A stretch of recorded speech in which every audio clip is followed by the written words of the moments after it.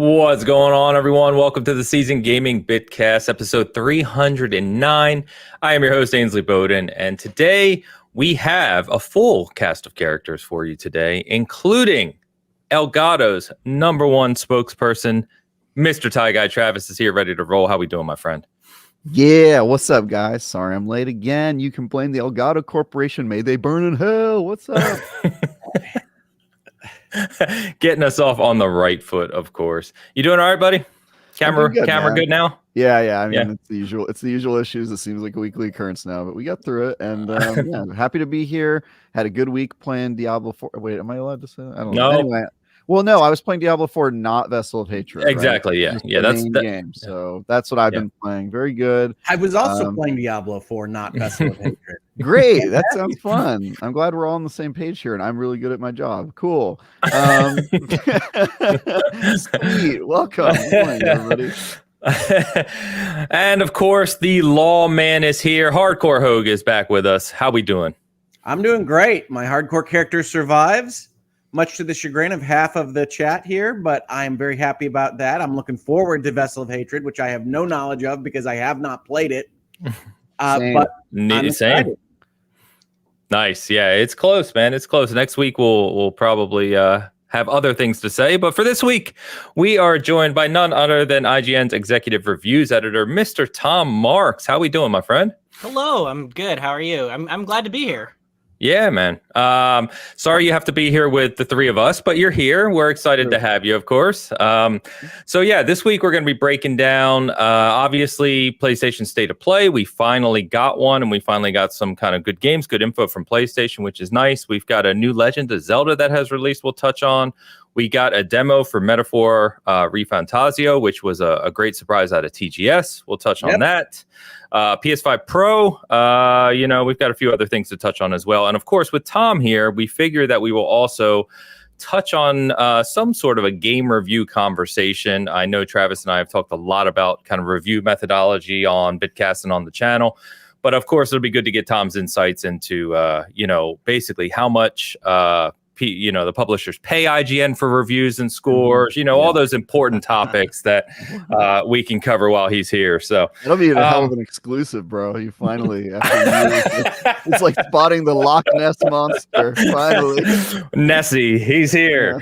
Yeah. All right. I think the answer, if you ask the internet, is either not enough or too much, depending on the score and how it aligns with their opinion. So yeah, probably true. So a Starbucks employee and also like a millionaire. Basically. Yeah, exactly. But before we get to those things, of course, we've got to catch up on the usual stuff. So let's get these couple super chats and member comments out of the way early. Mr. Travis, hit us with them. All right, Taozochi has been a member for 22 months and writes, "Sup chat Bitcasters, Wild Boy Travis will be on the loose today. Gotta hype him up before time. Lol." Please don't do that. Please don't do that. Wild Boy Travis is here.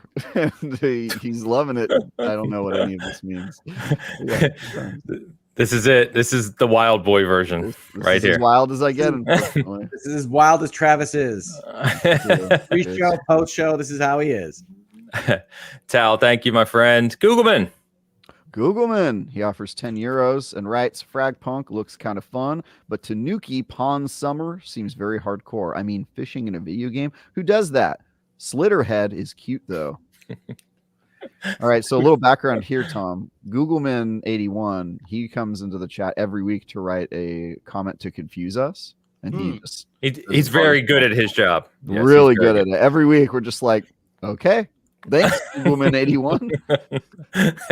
Fragpunk is kind of fun. I have some concerns, though. I have checked that out, but it's still in development, so we'll talk more about that in the future. Slitterhead looks crazy and cute, obviously, being silly here. But Slitterhead looks great. Typical Japanese kind of horror. What the heck is Tanuki Pond Summer? Does anyone know? It appears to be a fishing game, Ains. Yeah, fishing game. A hardcore fishing game, apparently. Okay. Well, I think we're supposed to read, like most Googleman chats, this exactly the opposite of what he says. I think we've got concerns about Fragpunk. I think Tanuki Pond Summer is probably a cozy fishing game, and Slitterhead is anything but cute. That's exactly how I interpreted it. Yeah, very good. fair. We're learning his language. Slitterhead does sound like it could be a type of fish in a fishing game, though. I would believe that. Yeah. Very true. Yeah, That's right. Yeah. When you catch a slitterhead in Tanuki's Pond Summer, you become a frag punk. Imagine, Oh my god. imagine wanting Tanuki Pond Summer and buying Slitterhead though. Imagine that. Google man, thank you, my friend. GK Bowles. All right, GK Bowles offers $4.99 to write. Anyone else super pumped? Fort Monster Hunter Wild started fresh on World to get the juices flowing. Also, Trav, tell me a joke. Preferably a funny one. Yeah, Go on. Yeah, I mean, I'd love to tell you guys a joke, but I don't want to get Ains demonetized, and all the jokes I know are extremely not good for cameras. So that's all I want you guys to note that despite this being simulcast on my channel, Travis is not concerned about me being demonetized. No, definitely not. No. Him, I try to get demonetized, so it's kind of like a angel devil on my shoulder situation. If I punish one, I punish the other. It's very delicate. There you go. Yeah. It's good times. Well, not luckily, but Elu's not here, our resident Monster Hunter Wilds fanatic, so he's not going to comment. But yes, plenty of people are. We have a Monster Hunter fanatic amidst us who has, I believe, done a preview of Monster Hunter Wild.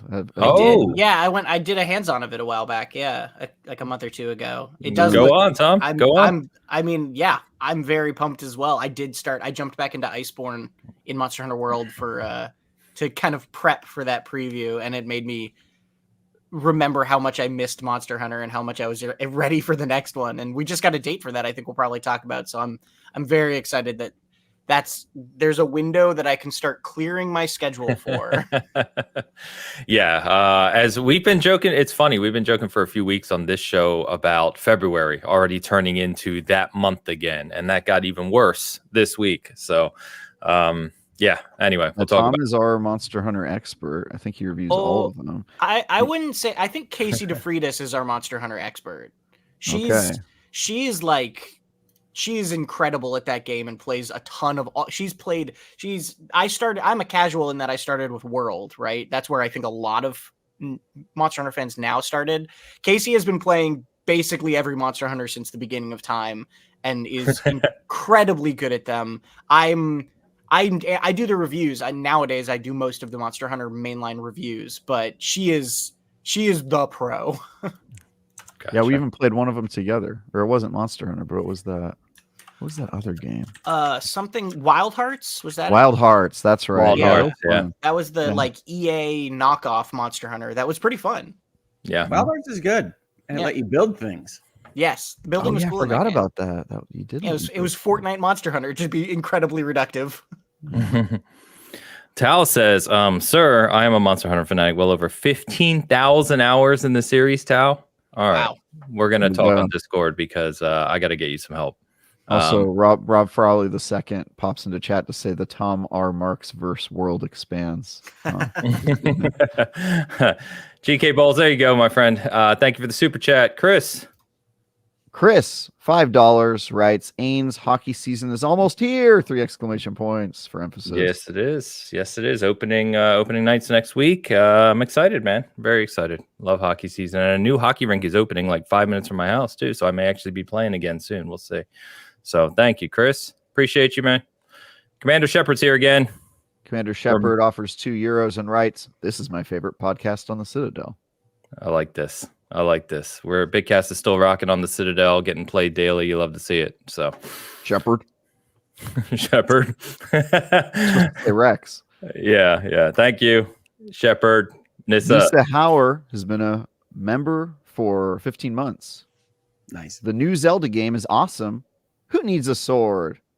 Well, Zelda, as it turns out, but we could talk about that when we start talking about Echoes.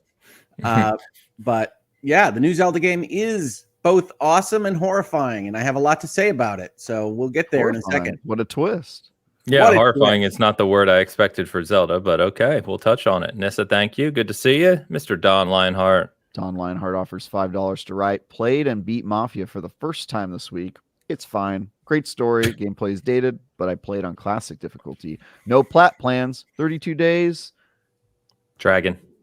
It's a dragon. A dragon. 32 days. Dragon. Yeah, I don't know what emoji you'd use for age. I think he's saying that these 32 days are dragging along, like they're taking too long. I think he's saying Dragon Age is in about 32 days. Can't be. No? All right. No, that's Could not be. it. No, By the way, Don, I love Mafia. I love the whole Mafia series. And obviously, I like way story more than some others that review games. But Mafia has some of the best stories in gaming. So great story. Gameplay is dated is much better than fine to me.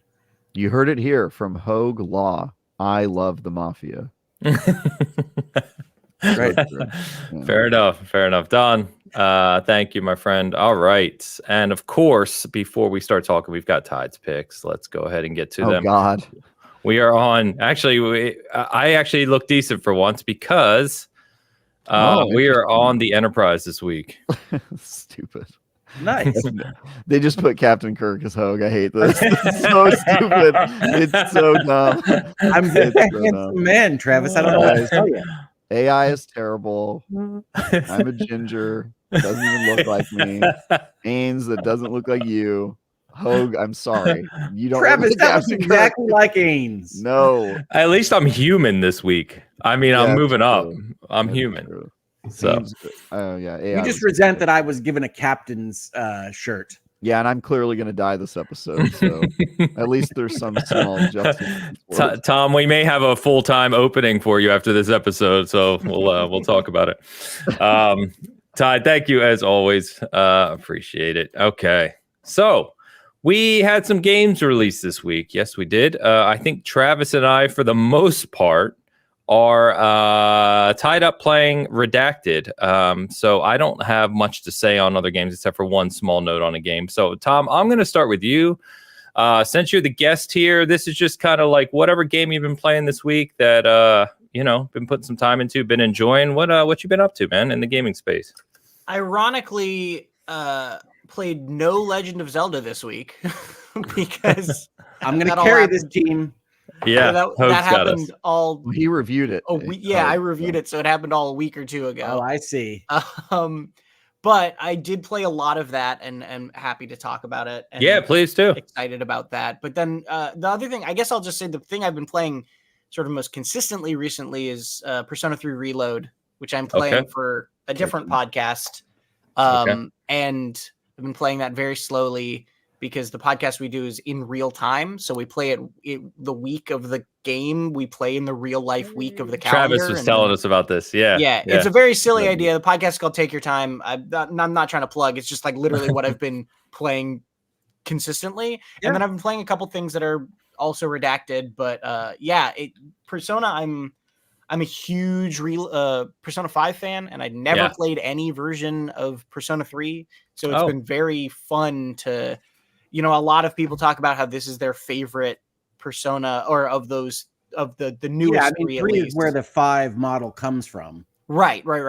And a lot of people I know say that, like, the Tartarus randomized stuff is only okay, but the story is the best story in the games. And so we're finally, this is the funny thing is we've been playing it for 5-6 months at this point. And we're just getting to the good stuff. Like it's starting to ramp up into where the story is really getting going because they're not expecting you to take 5 months getting to this point. Of course. But yeah, I've been having a lot of fun with that. Nice. So, I also love Persona. I played 4 and 5. I like them both, but I never played 3 either. So 3's so good. Yeah, it's one of those same thing. I want to go back and play. But you reviewed Legend is. Go ahead.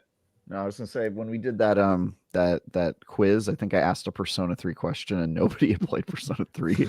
And I was like, yeah. So you reviewed Legend of Zelda, Echoes of Wisdom. So Ho can comment as well because he said he's been playing it. But so let's start with that, Tom. So obviously a different type of Zelda game, very different from Tears of the Kingdom. First of all, I would say is what did you give it? What did you score it? What were your thoughts? And then talk us through kind of like what you thought of the game overall in terms of how it sits in the Zelda IP space. Sure, yeah. So I gave it a 9. Okay. I gave it a 9 on IGN, and I thought it was fantastic. I had an absolute blast with it.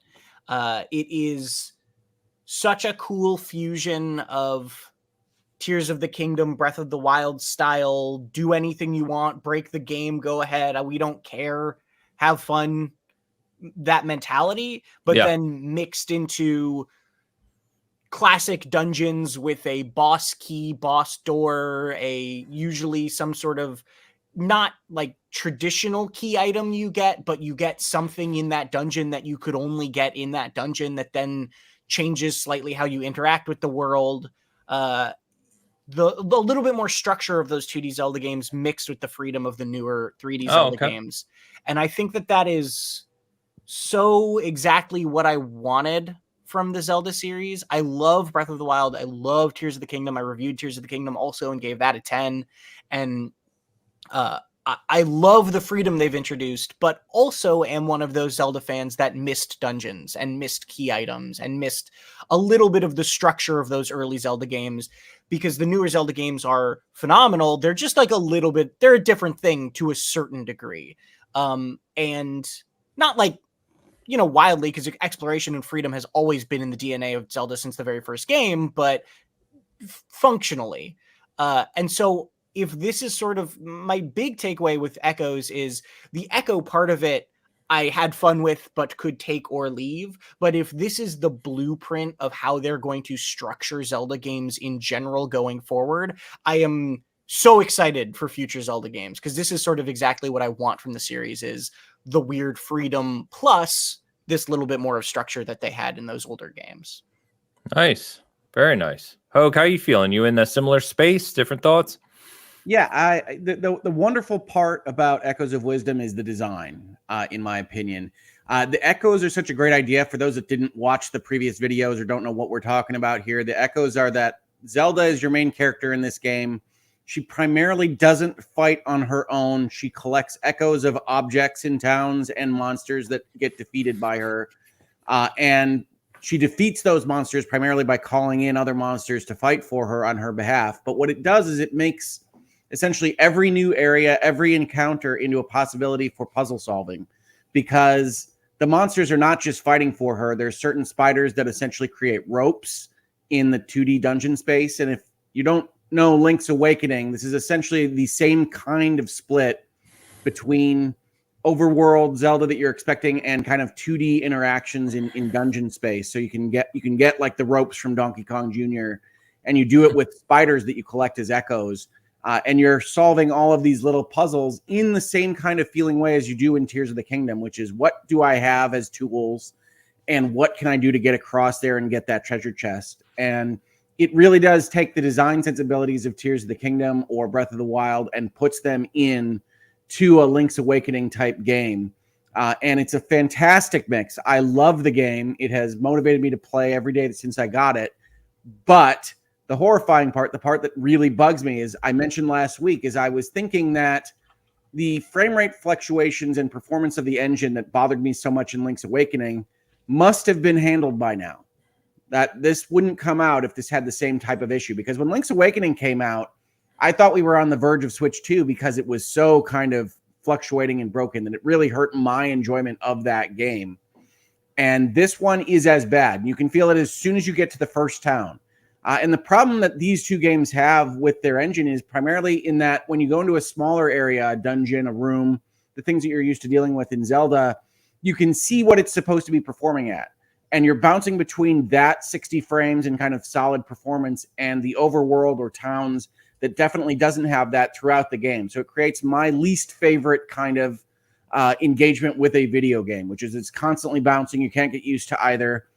And the game itself, I don't want to underrate because it's fantastic, but the performance on at least the current Switch, and I know this podcast will not be a place we talk about specifics of the Switch successor, but on the current Switch, it's just annoying in the way that it loses its ability to perform. And some of it seems unnecessary because there's shiny bits and parts of this engine that I think could be pared back a notch. Like if this were on PC, I would be looking for a dial to move back 1 dot or 2, and it would be fine. But they don't do that. They run it right to the edge, and it unfortunately creates a negative experience for me in playing it. But the overall game, the design, the thing that you are engaging with as a video game, fantastic. I could not be happier with this, and I love that choosing to be Zelda, choosing to have Zelda as your main character in this game has resulted in a design that requires them to solve problems and puzzles that I don't think the Zelda universe has engaged with before. How do you beat a monster if you're not really going to use a sword? How do you get past this thing if you don't have the same abilities as Link? And it's a lovely experience. It's just marred a little bit by the Switch power and the engine that this team has decided to use. Yeah, and there's jumping off of that too, I don't disagree. The performance, I don't think I hit quite as awful of performance as some people are seeing for some reason. I definitely agree. It is at 60 FPS when you're playing docked, and then will kind of occasionally just constantly go below that. But what I never saw was like, I feel like Link's Awakening would have huge dips, and I don't think I ever saw huge dips, but I did see what you're talking about, which is just sort of all of the time it will not quite hit that 60 in the way you're hoping. And like you said, like, I do fully agree. That game came out 5 or 6 years ago. How have they not fixed this problem yet? How is this still a thing, right? Obviously the Switch hardware didn't get any better, but still, yeah. How have you not solved that yet? Yeah, no, and I'm really looking forward to playing this game, like Link's Awakening, like some of the other games that kind of die because they are a little bit too ambitious on the Switch successor. But I wish that I didn't have to for this late generation game. Yeah, but the thing you touched on that I totally agree with is that it didn't really occur to me until I was pretty deep into the game, where this game is called Echoes of Wisdom. And if you're a Zelda fan, you know that there are the 3 pieces of the Triforce are courage, wisdom, and power. And courage is Link, wisdom is Zelda, and power is Ganon, Ganondorf, whatever, the evil entity.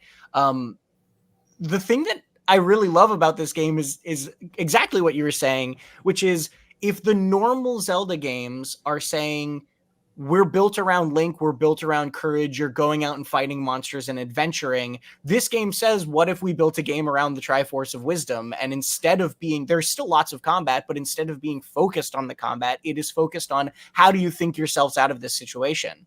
And that is such an interesting, subtle little switch that really makes a big difference in a very cool way, while still fully feeling like a Zelda game. It does not feel like, I say this in my review, but it doesn't feel like Princess Peach Showtime, which all due respect to that game, isn't the next Mario game, right? Yeah, I like Showtime, but it is a Peach spinoff. Yeah. And this feels like the next Zelda game. You're just playing as Zelda, and it's more puzzly than it is combat-y. And I really appreciate that. I really appreciate that Nintendo is so willing to take risks with the Zelda series, because that is a game that's a series that very easily could just be cashing in every year or whatever, and they're not doing that.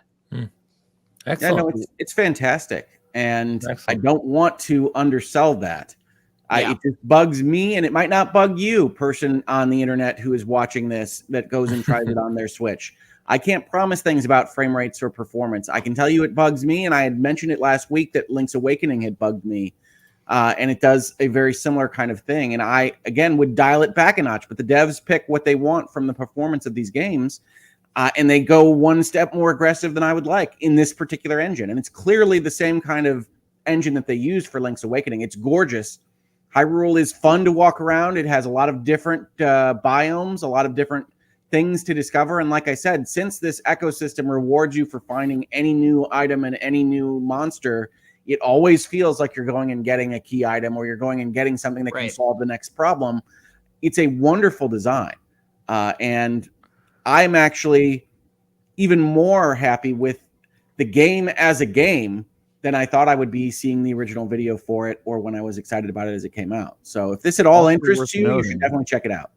Also worth noting that your mileage may vary where Switches are concerned. I own 3, and they all have very different performance problems. Like, interesting. the OLED one, like, I've never had any problems with it. Even on like the Pokemon Acreus one, it was like kind of okay. Like, I didn't see a lot of the problems, but my super early one, especially the one that I reviewed Cooking Mama on that got bricked by whatever it was wrong with that software, that one can't run anything. Like, you run any game and it just did that, Travis. Like You killed the Switch for Cooking Mama.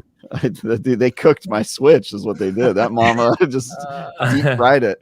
But yeah, Well, so if you yeah, are your interested in mileage may cooking, vary. you I get to think make a lot of smoothies in the new Zelda, so get excited. my theory is that the Switches have some sort of like very subtle changes based on what year you bought them or how long you've been playing on them or something. But like my OLED like very clearly runs games better than some of my older Switches. So I don't Well, know. there's also that's the thing with phone performance too. Like it's the reason Apple tunes down, or it's the reason they say that they tune down phones over time as your phone gets older, is because as your battery wears down and gets older, it's not able to power the hardware quite as well, and so they tune down the speed of the phone so that the battery can keep up with it. Essentially, I believe is like the logic that they have. Interesting. So it could be also that a 7-year-old Switch is just worn down a little bit more and might not run quite. This is just all speculation. I literally don't know, but based on what I know about kind of similar tech, that could be something. I also think that this is one of those classic internet problems of everyone has different standards and plays games different ways. So Sure. like, I think I noticed that this game was running. I was playing on an OLED. I noticed it ran worse for me in handheld mode, right?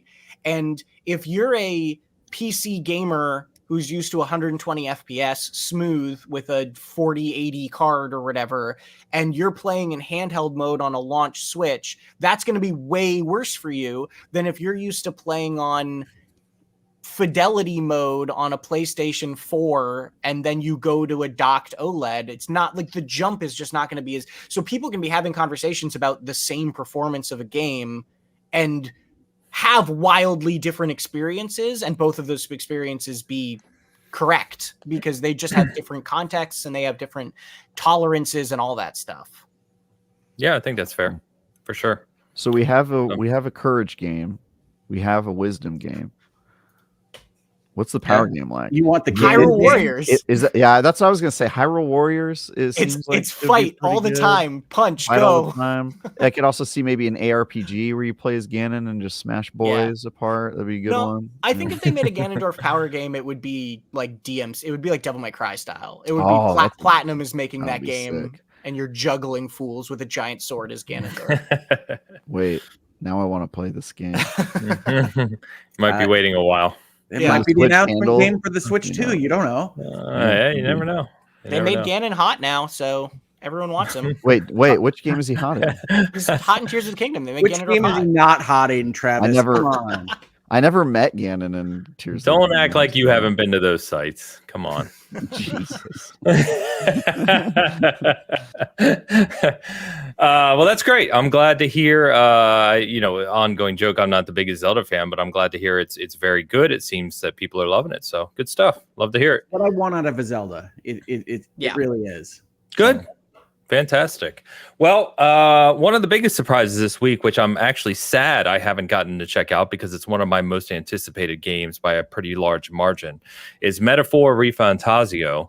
And we got a surprise demo drop of this with progress carrying to the main game. Developers, take note. Prologue This. demos are the best. Shadow Do Drop this. prologue demos for games I'm excited about.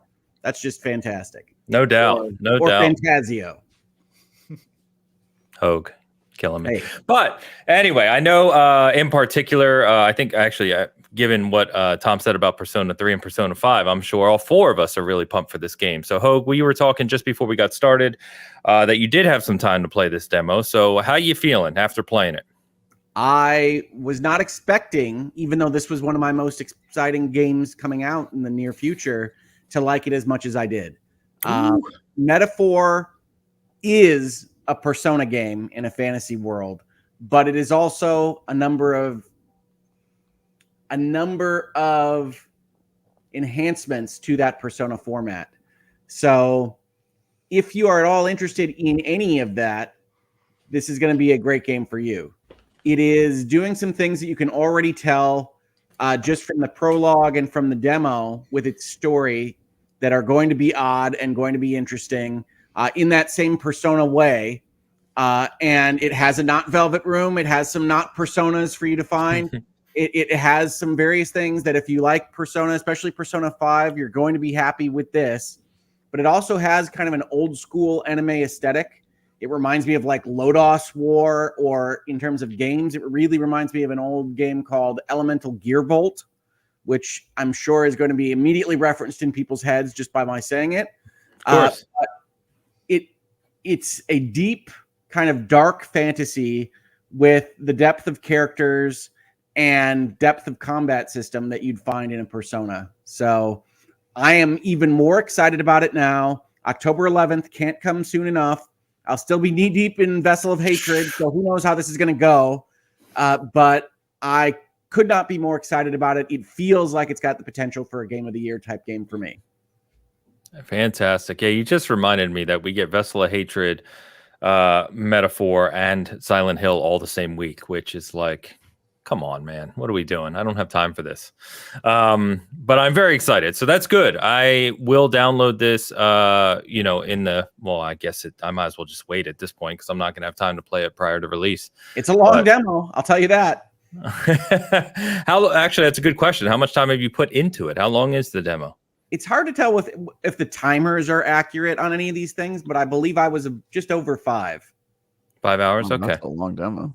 That is, yeah. It's also because it takes, like, if you did even an hour-long demo, if that demo ended after an hour, I feel like you would not get a good sense of everything that game is doing. So, honestly, it cuts off right when you're getting into like, oh, all right, let's roll. Yeah. So probably by design. It's a good demo. Yeah. Okay. Tom, are you just as pumped for this one? Yeah. I mean, I'm maybe a little more cautiously optimistic because it is so weird. And I don't mean that in a derogatory manner. I just mean that they're taking some swings, right? They are not wild, like they're not just playing it safe with Persona but fantasy, right? Mm-hmm. It is incredible, like he was saying, it's incredibly similar in a lot of ways, and very smartly evolved in a lot of ways, but the setting change is immense, and there are some mechanical things that are pretty different, and I wouldn't be shocked if something in there doesn't quite land in the way that Persona does for me, but I also am very impressed with what I've seen so far, really enjoying it, really excited, like very excited to play more. And so I'm really, it's one of my more anticipated games, definitely through the end of the year, but in the nearish future in general. I want to agree with Tom on that. Actually, one of the things that I had going through my head while I was playing this game is that this is going to lose some people. Right. Like, some plot points and some stuff that you have to go through. This is a different vibe. Persona high school students being super cool and doing heists is different from what this thing is going for in such a significant way that it still works for me. That's still my vibe. I still dig old school anime and Lodos War and talking about whether or not these races can survive on this crazy fantasy world. And then also what really hasn't been mentioned too much is that it's a literal metaphor. They are definitely going across universes and multiverses, and they want to talk about some stuff, man. And that is definitely going to come up more after the demo. But it is an actual metaphor of fantasy. And they hit that pretty hard from the start of the game. And that's also going to throw some people because it's essentially a meta context to the story that I think is probably only going to really show itself more towards the middle to end of the game. And so I would not be surprised if we lose some folks and say, well, that's not Persona 5. That's not what I want out of my games. It happens to be what I still like in terms of vibe. And I think they're going to do some really cool stuff with the story they want to tell. But it's a different feel. And you get that right from the music. The music is awesome, but it is weird. Yeah. And it's not acid jazz anymore. It's not. Fair enough. Super excited for that one. So I'm glad to hear it's I like weird. So I'm glad to hear that it's both impressive and weird. I am all in on that for It'll sure. make you think. Yeah. And again, I'm really glad that they are taking those swings. I'm glad that they're saying, sure, let's get weird with it and let's just try something new. And we're not, this isn't Persona 6. Let's just do stuff and see how, try to have fun and experiment and be creative because, that's sort of rarer than it should be nowadays with how risky making a game is. No, and to me, it really feels like you can see how different you can still tell a story with like medieval technology and kingdoms and whatnot, and that we do sometimes get stuck a little bit in the same stories that we have heard before. And this is taking a lot from dark fantasy. It is taking a lot from 80s and 90s aesthetics. But there are still kingdoms and kings, and there still are crystals and magic and stuff that you would think of with Final Fantasy, but told in a very different way. And that to me is super exciting. Yeah, that's awesome. Yeah, Lucius commented just now. He said he likes it more than Persona so far. It's a different vibe. So that so far. You might gain some people there too. But if you if you don't like taking again, quizzes in class on a regular basis, maybe this is more your style or your speed. You'd think that. You'd think there wouldn't be quizzes in class on a regular basis. We'll see. Yeah, we'll see. Well, fantastic. All right, so two big games there. Travis, I just made an assumption that because of Redacted that there hasn't been a lot of time for anything else like me. But anything that you want to call out from a game perspective that jumps out, or have you been kind of fully engrossed? Yeah, that is a pretty good assumption. I've obviously been all week playing a game I'm reviewing that is under embargo, and a lot of it. But yes. I've made some time for some other games. I played more Star Wars Outlaws, which I am just like inching my way through. As a Star Wars mega fan, it's starting to get better. I have a robot companion now. It's pretty cool. I hear people like him. Yeah, he's a commando droid from the Clone Wars. I told you, ND5 feels like Naughty Dog 5 to me. It's an Uncharted reference, but I do love him. Yeah, that's a pretty cool thing. We haven't seen a commando before with a personality, so it's kind of cool. It's starting to get good, so I'm still enjoying my time with that. This is probably going to be one of those games that I'm still talking about in December as I work my way through it very slowly. But yeah, I'm doing that, and the Miles Edgeworth game is another one I'm just very slowly working my way through. Yeah, it's good times. But yeah, I've been mostly playing a game. I also logged onto Satisfactory again, which is a horrifying statement. I was gonna ask if you burned out on that completely. Yeah, like IGN gave you heroin, Travis.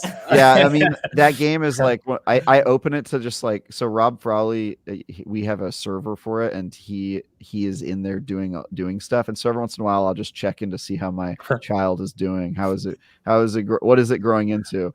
And he's made huge improvements to our world. It's kind of crazy, but I will say he has kept Spaghettisburg a mess, which I really appreciate. So by the way, for those of you who don't know, I just have to talk about this because I didn't get to talk about it on the show. So if you know this game Satisfactory, you really are encouraged to make like clean factories that look like they make sense, and the community is really in on that. Like they share their setups, and if you look on Reddit, there's like these beautiful foundations and everything's super efficient, and like it's just like everything is min-maxed to the nth degree. And I did not play that way, partially out of necessity, because doing that takes incredible amounts of time, and I was trying to beat the game so that I could finish a review, and so my world was absolutely crazy. But as part of the review, I included sections in the video where I'm very clearly like, there's this one part where I'm connecting a conveyor belt, and I have an opportunity to connect it in a logical way, and then I scoot over to the illogical way, and where it's clipping through another conveyor belt, and then I go back and forth like I'm maybe I should do it right, and then I go no, and I do it the wrong way. And I included that clip in there just to like annoy people, and I have been dying at the comments because our YouTube, it's literally people like going, no, what are you doing, and like losing their mind over it.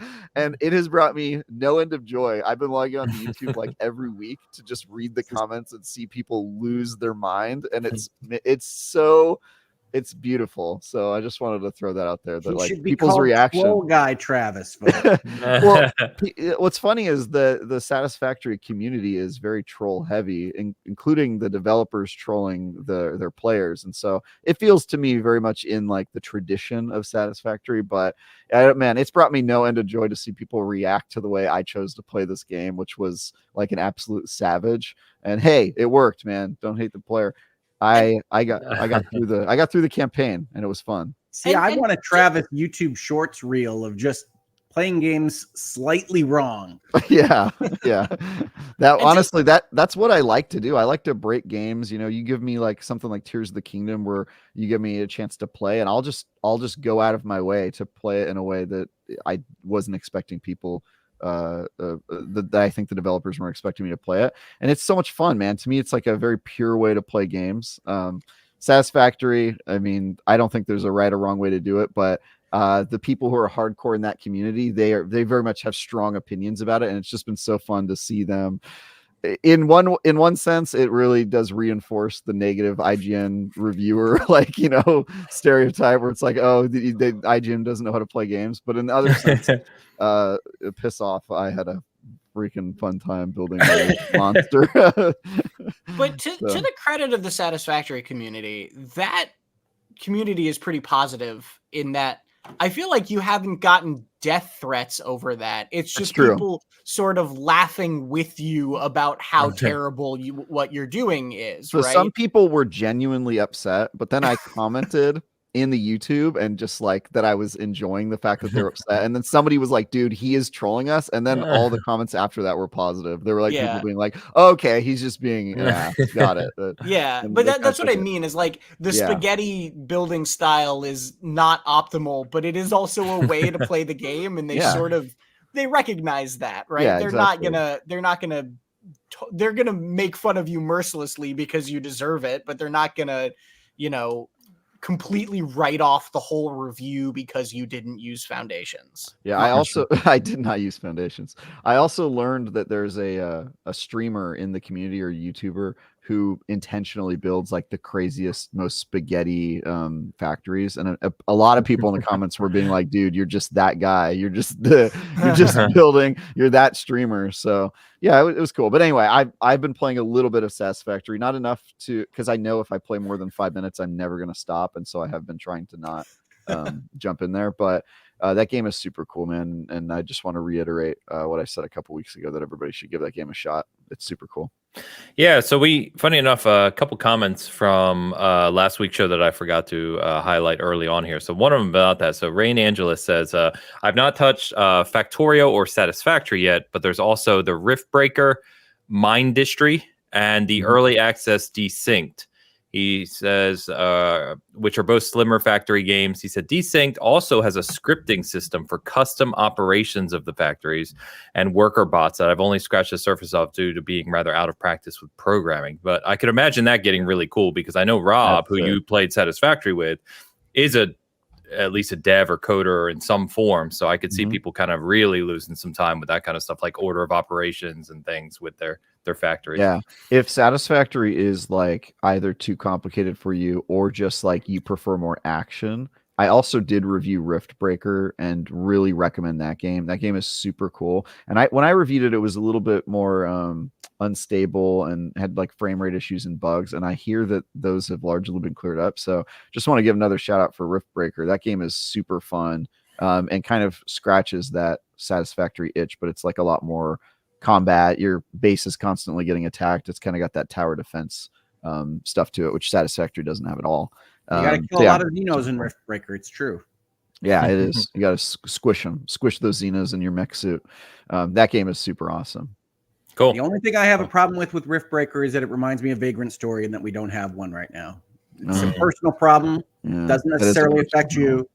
It's a good game. Yeah, so similar to you, Travis, been just a lot of time. Very little sleep this week. How much time? As much as I can afford, basically. Did you get to the? Did you do the end stuff? You got the end game? I've only played solo, but I'm all right. As the contract lawyer here, yeah, I'm at that spot. Anyway, so I did want to quickly mention 30 seconds on just, you know me, I'm always playing my competitive shooters and competitive games, and so season 4 of the finals came out. I've highlighted this game before. Yes. Came out this week. It's got some good updates, some kind of cool stuff within the game that kind of ties to how the game is structured. So I hadn't played that since season 2. So getting back to it's been rather fun. I just forgot how chaotic that game is. So if you do enjoy kind of more skill-based, kind of chaotic FPS games, and you haven't checked out the finals, I would give it a shot. It is chaos in the best way. just flying around the map and blowing everything up in your path and buildings collapsing on your head. And you don't want me to like this game. The last time I liked a shooter, it didn't turn out well. Yeah, that's true. That's true. So, and then season 2, I think, of X Defiant came out, Ubisoft shooter. So that's out as well. But yeah, some good updates in terms of kind of the, the live service shooter space that I've been checking out. Speaking of Ubisoft, do we have a section today where we're going to talk about Ubi being weird or no? What specifically? Their delays? We did. Well, I think he means the comments. They got emergency investor calls. They got inside investigations. They got all sorts of stuff we could talk about, but it doesn't look like it's on our list. We did not have that on the list. No, obviously we know that Shadows get delayed to February, along with every other game coming out in the next year. Don't you move, Atlas. But no, I didn't have that. So we'll see how we trend here, because you know how we go on the show. We can easily go 3 hours plus, and I know it. So before we get caught up on super chats and head over to our state of play discussion, I want to throw back, because Hogue, I know you always like to mention a couple other games, or Tom, if you have any other games to mention. Hogue, I'll start with you, Hogue. Give us Hogue's notes. Sure. Hogue's notes. Now it's time for Hogue's notes. I really should commission a better jingle, shouldn't I, folks? Yeah, we gotta do something about this. I have, unlike the rest of the panel, not been playing any Redacted this week. And so I have been enjoying a lot of the new releases in what I really was starting to think of as interesting game designs that were trapped by technology remastered. And so I Horizon Zero Dawn. I played a lot of Dead Rising this week. And I played a lot of Epic Mickey this week, both of which are really weird designs that have been brought up into 2024. And I think we're done well in bringing them up to 2024. So I like both Dead Rising, the deluxe remaster, which is really a remake as best I can tell, and the Epic Mickey remaster. So if you're interested in either of those games, I think they both turned out pretty well. The one that I really wanted to call out from a Hogue's Notes perspective is a game that I haven't heard anybody discuss in, I think, any capacity, and it's called Beyond Galaxyland.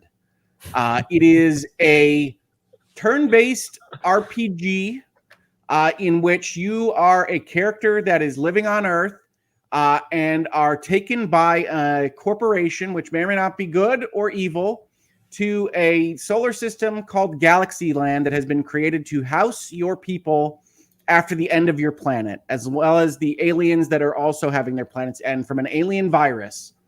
And if you are interested in this game, it's pixel art. It's fantastic looking. It has wonderful, interesting music, and a combat system that is reminiscent of, but not identical to, kind of Persona and Metaphor and some other things I was playing this week. But it also features an intellectually up-jumped guinea pig named Boom Boom, who wears a Han Solo vest and shoots people with a laser pistol. So get excited. You can fight pixel dinosaurs with your intelligent guinea pig and his laser pistol in Beyond Galaxyland, which is a game that I have thoroughly enjoyed this week. I have to say, Beyond Galaxyland is maybe the worst name for a video game I've ever heard. First of all, Galaxyland makes no sense. That's like saying World Place. It's like, that's just farther than World Place. I'm not saying it's a great title. Sometimes indies struggle to get seen. One of the reasons I like Hogue's Notes is that I do go through a number of games that I would not mention here or recommend here, so that I can get to games like Beyond Galaxyland, which has a lot of really interesting storytelling. Reminds me of kind of Hitchhiker's Guide to the Galaxy. It's got a lot of that droll sense of humor, but with excellent pixel art, wonderful music, and an interesting battle system. I don't know. It hasn't come into its fore yet after a few hours of play, but I do recommend it for people to check out. I wanted folks to know about it because I hadn't heard anybody mention it anywhere, and maybe IGN's reviewed it already. Maybe other places have reviewed it, but I hadn't seen it. And I suspect strongly it's a one person or small team type game. But it is really, really pretty to look at if you like that kind of pixel art. What's it on? Yeah, what platform? Yeah, I am playing it on Switch. I know it's also available on the PlayStation. It's on Steam as well. Okay. Cool. pick Beyond it up. Galaxy Land. All You right. know, I like to give the Hogs Notes games a try every once in a while. Let's see what this one's like. Turn-based? Let's do it. Fair enough, Hogue. Thank you. Tom, anything else you want to mention before we jump over to State of Play? Nothing that jumps to mind. Cool. All right. Let's get caught up on some super chats here. Aim, can I make one more comment? Absolutely not. Well, you Okay. have more Hogs Notes? That's fair. It's not a hope note, really. Go for it. It's a game I've mentioned before. It's a game that is published by Nintendo, so it's If you well-known. say Skull and Bones, this is going to become a 3-person show. Ains, have I pushed on the Skull and Bones line in the recent past? You've set the boundaries clearly for me. I love Skull and Bones. I am playing that while you play Redacted. Tom, I'm not going to talk More about people like Skull and Bones. It's not just me. See? it. I love Skull and Bones. It's going to be on my game. Why of the did I year break list. you? Why did I mention it? Yeah, this is all you, Ains. I know, Well, I if know. you're talking If you're about gonna Skull and bring it Bones up. for a second. The other thing I wanted to mention is that I have been really enjoying the depth and layers of MEO, the Smiling Man, the Famicom Detective Club game that was released a month or so ago. And this is a style of game and mystery solving that is different than Ace Attorney. Ace Attorney is wild and wacky. This is a lot more like, I hesitate to say a real detective story because it's supernatural and there's all sorts of stuff that's happening in it, but it's a lot more trying to present it as realistic than something like Ace Attorney. And it reminds me of some of the older detective games that I used to play on like the Atari ST or the TurboGrafx and all these really, really recent systems that one could play a video game on. And I think it's a really well done story with really interesting characters and layers that is constantly making you think about the mystery at hand. And I wanted to bring it up again because it's a slow play, but it's really enjoyable. And I don't think it's gotten enough credit for that. Okay. Yeah, it feels like there's quite a few games in that space that with the year being so busy and just gaming in general being so busy, they're just getting overlooked, which is a shame. But okay, cool. All right, Travis, let's get caught up on Super Chats. We got Mr. Let's Game do Positive here. Game Positive offers $6.99 in Canada bucks to write. To give a game a 10 at SG, we need to sacrifice a kitten to the blood god plus defeat Ains in Mortal Kombat. What is the process like at Igen? There The you go. same. Yeah. I fight a lot of people. Specifically Ains. We have him on retainer. Yeah. You lost that fight over Pentiment, huh, Ains? Yeah, I lost that one. I went down I folded pretty easy on that one. Leanna fights pretty hard. Looking at Yeah, this thing. she's way tougher than she looks. Yeah, Yeah. without a doubt. What is yeah, the so process like? Yeah. Not much different. No, it's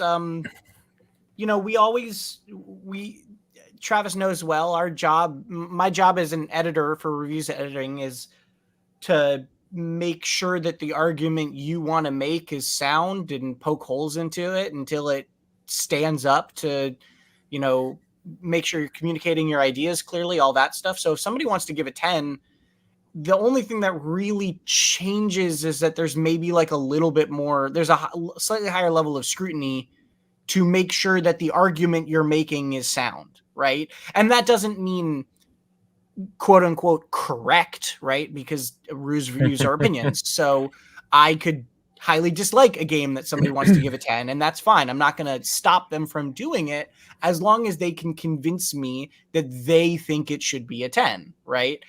So there's not a huge amount. There's not some different sort of thing that happens. The only maybe like procedural thing that's slightly different is that we try to get as many people who are playing the game to also read the review and give it a gut check, essentially, right? So we put more eyes on it. We put a little bit more, we hold it to a slightly higher standard in terms of the edit process, but there's not like, it doesn't have to go through like an approval or like, there's not like a limited number of 10s we can give out. There's nothing like that. It's the same review process. We just sort of like really make sure that the argument is being made is all. But can I go back a step? Because I've always been interested in this, right? So you're the lead on reviews, Tom. Yeah. And you've got other reviewers come in, rate a game. Maybe you've played some of it, maybe not. But you think that you wouldn't agree with that score personally, and that's got to be hard to separate yourself from as a human being. Do you find any issues with that in your job? And if a reviewer is constantly coming to you with something that you think is different from what your opinion would be, does that change your opinion of the reviewer or anything else with respect to like whether they're given jobs in the future? I'm curious about all of that, because at the end of the day, when we look at ads and internet things, we see generally dash IGN, right? Not dash Travis Northrup or dash whoever might be the reviewer on something. So these really do speak to you as an organization. And I can imagine it would be difficult if you thought that somebody was constantly coming to you with something, even if they argue it well because they are a lawyer at heart or what have you. At the end of the day, if you feel they're not representing the way you would want these games to be represented. Yeah. So the first very part of that, small question, Hogue. Very small question. The first part of that question, this idea of does that affect me? Does that my bias come into it? Definitely, like that's just something I'm, I put a mind to is making sure that my opinion, that I'm not, there's the risk of you becoming the reviewer if you're touching too much, and you don't want that. We steer very clear of that. We want to make sure that these reviews are the reviewer's opinion. Travis probably has seen me leave notes a lot of the time where like I'll suggest a line or like suggest a rewording of something, and then I'll highlight it and be like, feel free to fully change this. Like, feel free to reword this. I do not want to put words in your mouth. This is just sort of a direction you could go. And that's sort of the same thing. I think that, again, it really comes down to if I think the argument is sound, right? If they can argue something that I disagree with, and as long as I think that they're making that argument well, I'm not going to stop them from saying that thing. But I will, is part of the process, if I really strongly disagree, say, hey, I felt this way about that thing. Like, did you consider that angle? How do you feel about that? Could you maybe work in that as a response to someone like me ahead of time who would disagree with you? So we use my disagreement to make their argument stronger rather than change their argument. I think is how we try to go about that. The second part of that, of like, if someone is let's say wildly off base consistently or something like that. Well, I wouldn't say off base. I just say disagree with you on this. Sure, right? Sure. Or even not disagreeing with me, but disagreeing with public opinion at large, right? Maybe they're off the Metacritic score consistently, which again, I don't think is a fault of them as a reviewer. It just says that they have different tastes than the quote unquote mathematical average that this game is getting. God knows my numbers would be off the mathematical average on a lot of games. I will couch this in saying I don't think that happens super consistently. I cannot think of reviewers, maybe one, that I have ever had consistent, notable disagreements with, right? So it's not really a situation that has come up in my 7 years at IGN, at least. Okay.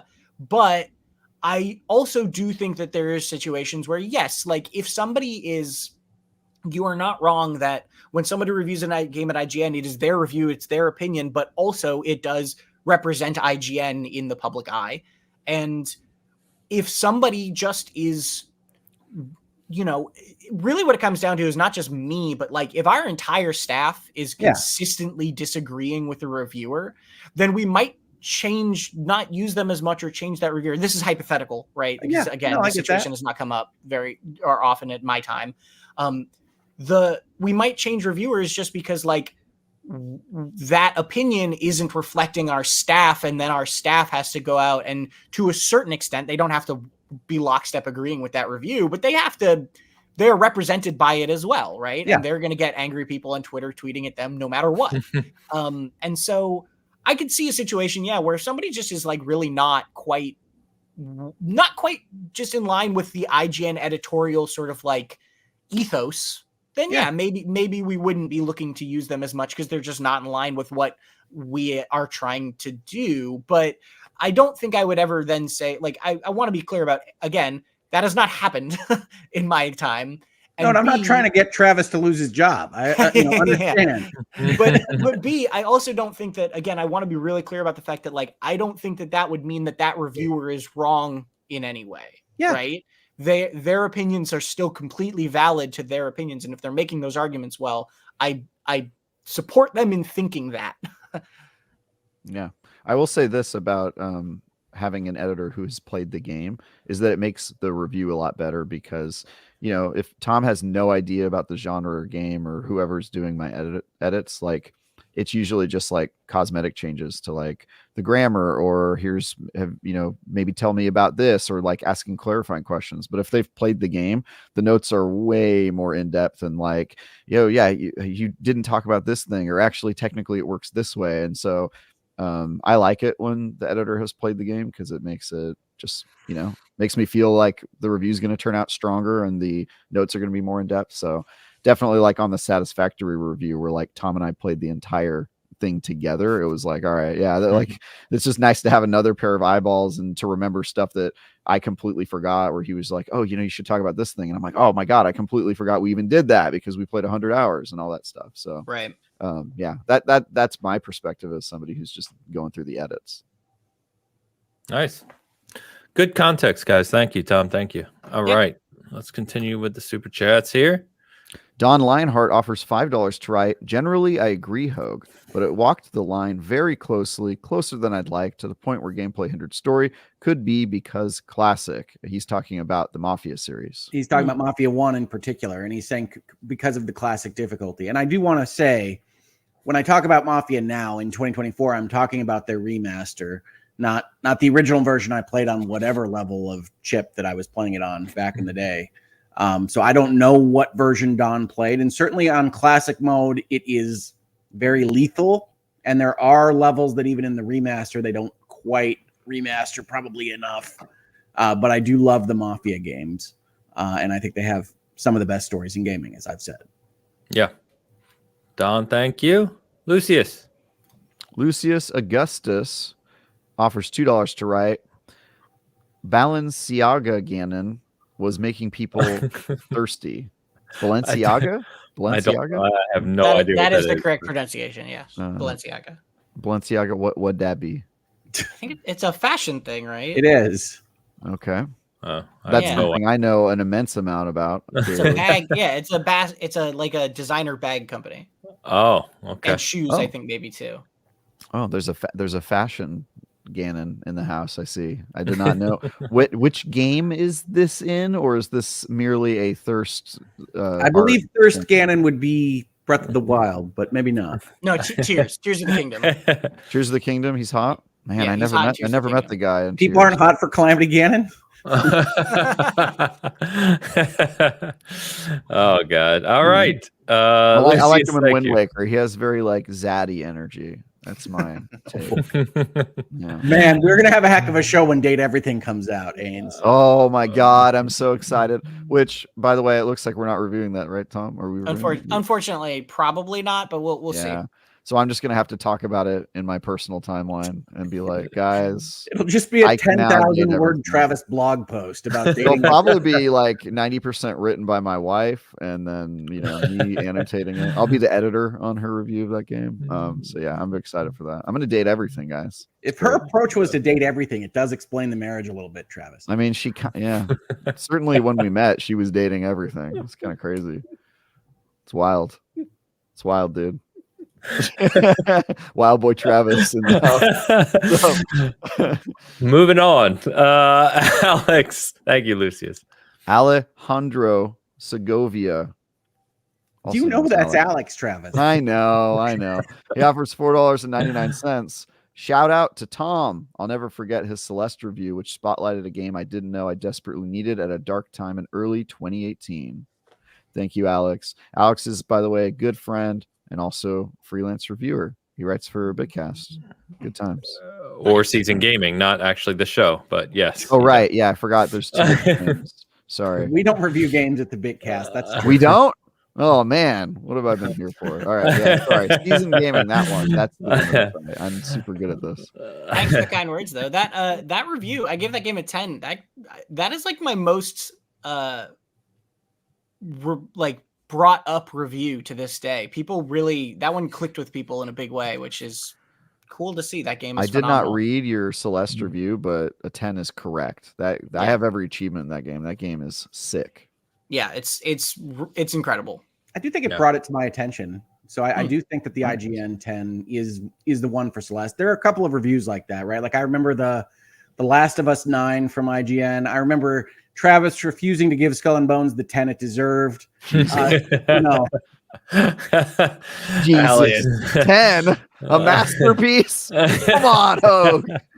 I actually wouldn't go higher than 9. You know how much on shit I get for giving it a too low. 7? I give that game like the 2 games I get the most shit for giving a 7 are Skull and Bones and Concord. And I know you get crap for giving it too high a score. That's why I brought it up here, because it's obviously too low a score.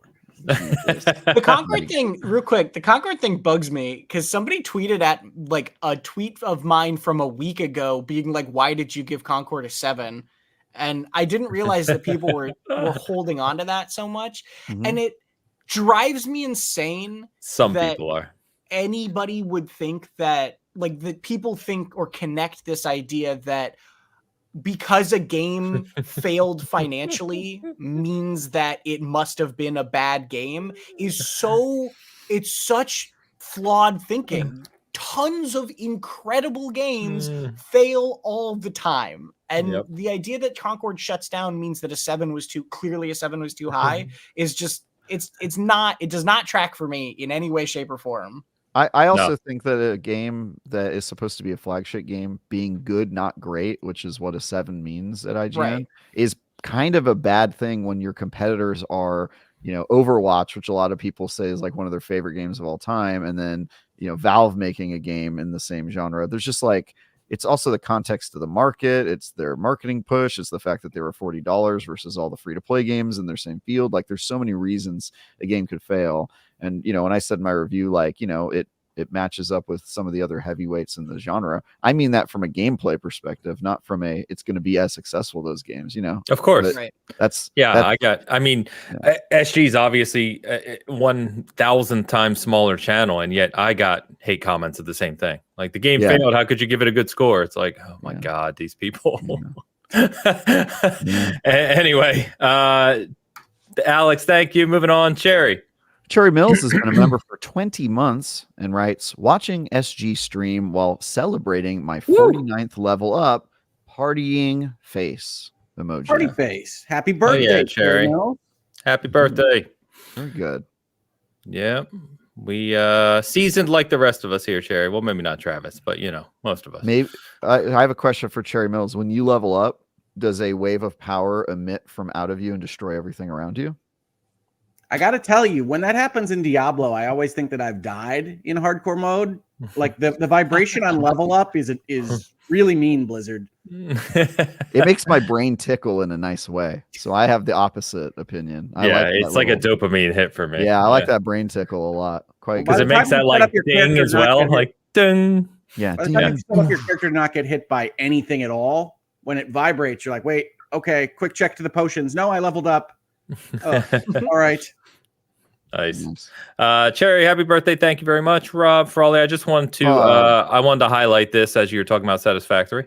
Hell yeah. Rob Frawley II writes, Travis taught me the wonder of disorganization, but only sometimes. So for context, Rob Frawley II, when I met him, when we first started playing Satisfactory, he was a hardcore, like, everything needs to be straight and organized and orderly and on foundations. And when he saw the way I played the game, he was horrified. You broke this poor man. And I said, Rob, I understand your disagreement, but I can't play this game for 500 hours, so we're just going to have to push through this way.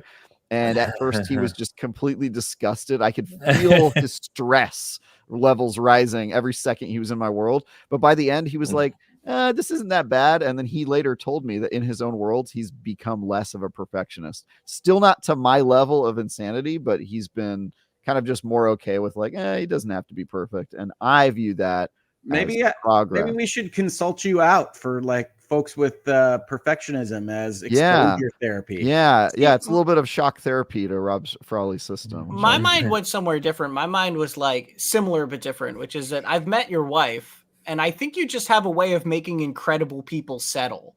Yeah, absolutely. 100%. 100%. Yeah, I drag people That's down to great. my level, and it's very good. Very good. That's good. That's You know good. what's funny is that I'm the exact opposite in real life. So the way I play games, I think I let out all of my Neanderthalic, like chaotic tendencies, and in the real world, I'm like mad if anybody moves an item or things aren't straight. I'm like everything in my house is like super organized and clean, and D is the one who screws that up, and I'm always like, "Get it together, woman. Put things away when you're done using them." D, damn it. D, get in here. Rob, thank you. Fish String has a question for the panel. I figured you guys may be able to help him. Fifth String asks, any short games that have come out that shocked everyone with how good they are, have a backlog of big games, but would like a short game to play between events. Lol. Well, This last isn't- week I talked about UFO 50. It itself is not a short game, but there are a number of short games within UFO 50 that have a lot of good experiences in them. So I would recommend that as a reasonable purchase for that purpose.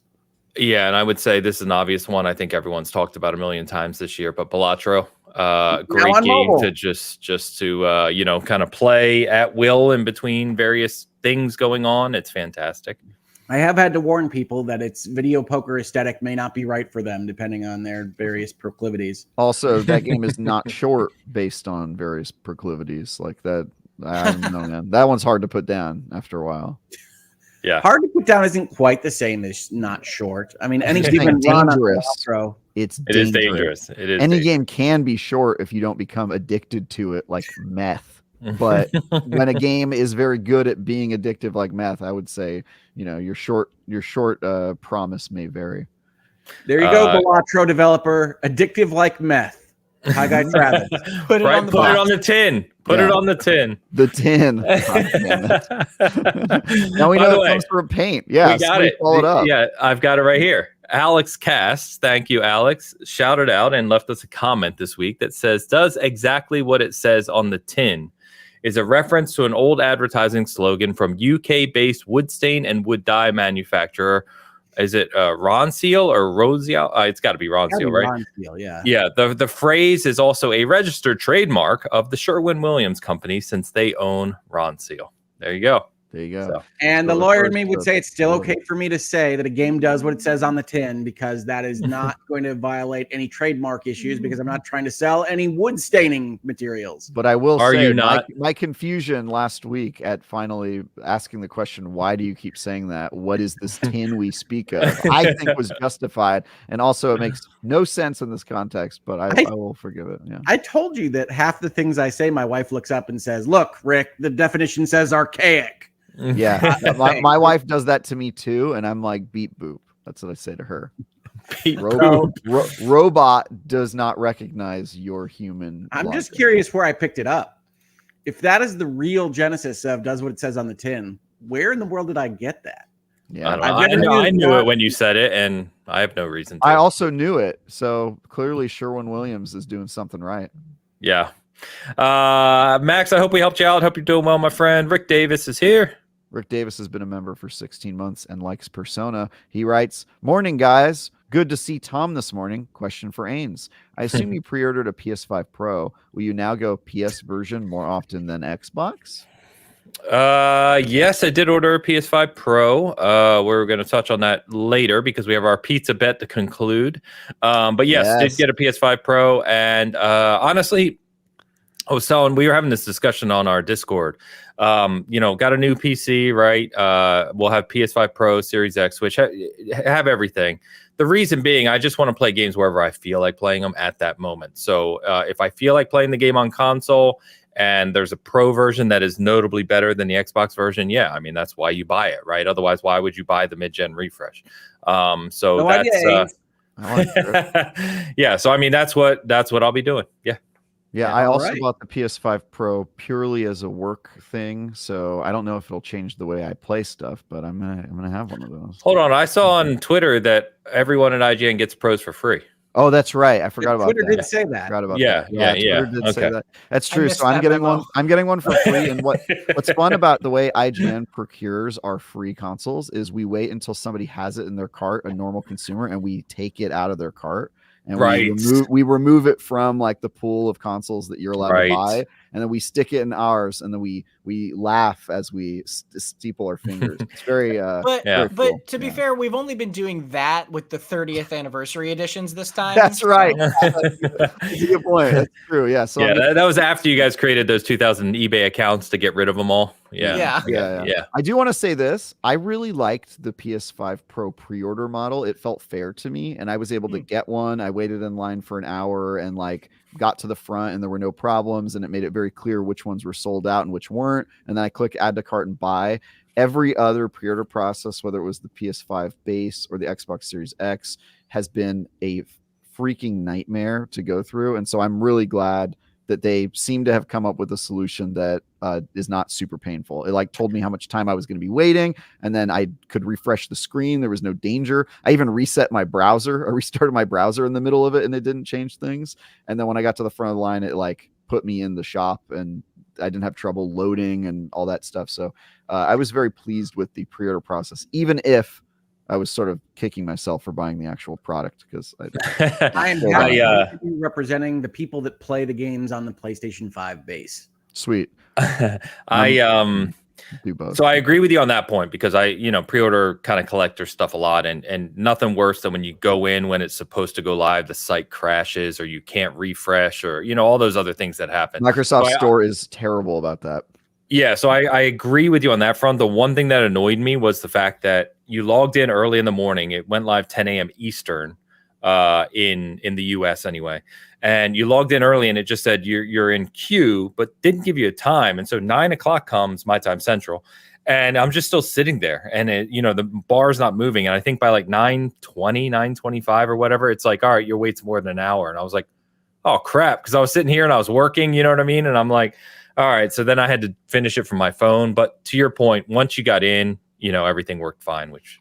Yeah, so mine did give me an estimate, but it did have a point where it said like the line was paused, which I assume was just like them saying like we have technical issues or whatever, or we're doing something back end. But I appreciated that it was like, hey, nothing's happening right now, but you can refresh, you can do whatever you want. And then when the line started moving, it gave you a timer. And I don't know, man. I feel like at a time where everybody's I think it was the best. It was the best like pre-order. The cleanest one that I've engaged with. So cool. When I got in, all the 30th stuff was gone. I could order a 30th controller, normal DualSense, and I didn't, which apparently I should have because everyone wants them now, but I just didn't care. But got a Pro, no problem. Fishstring again.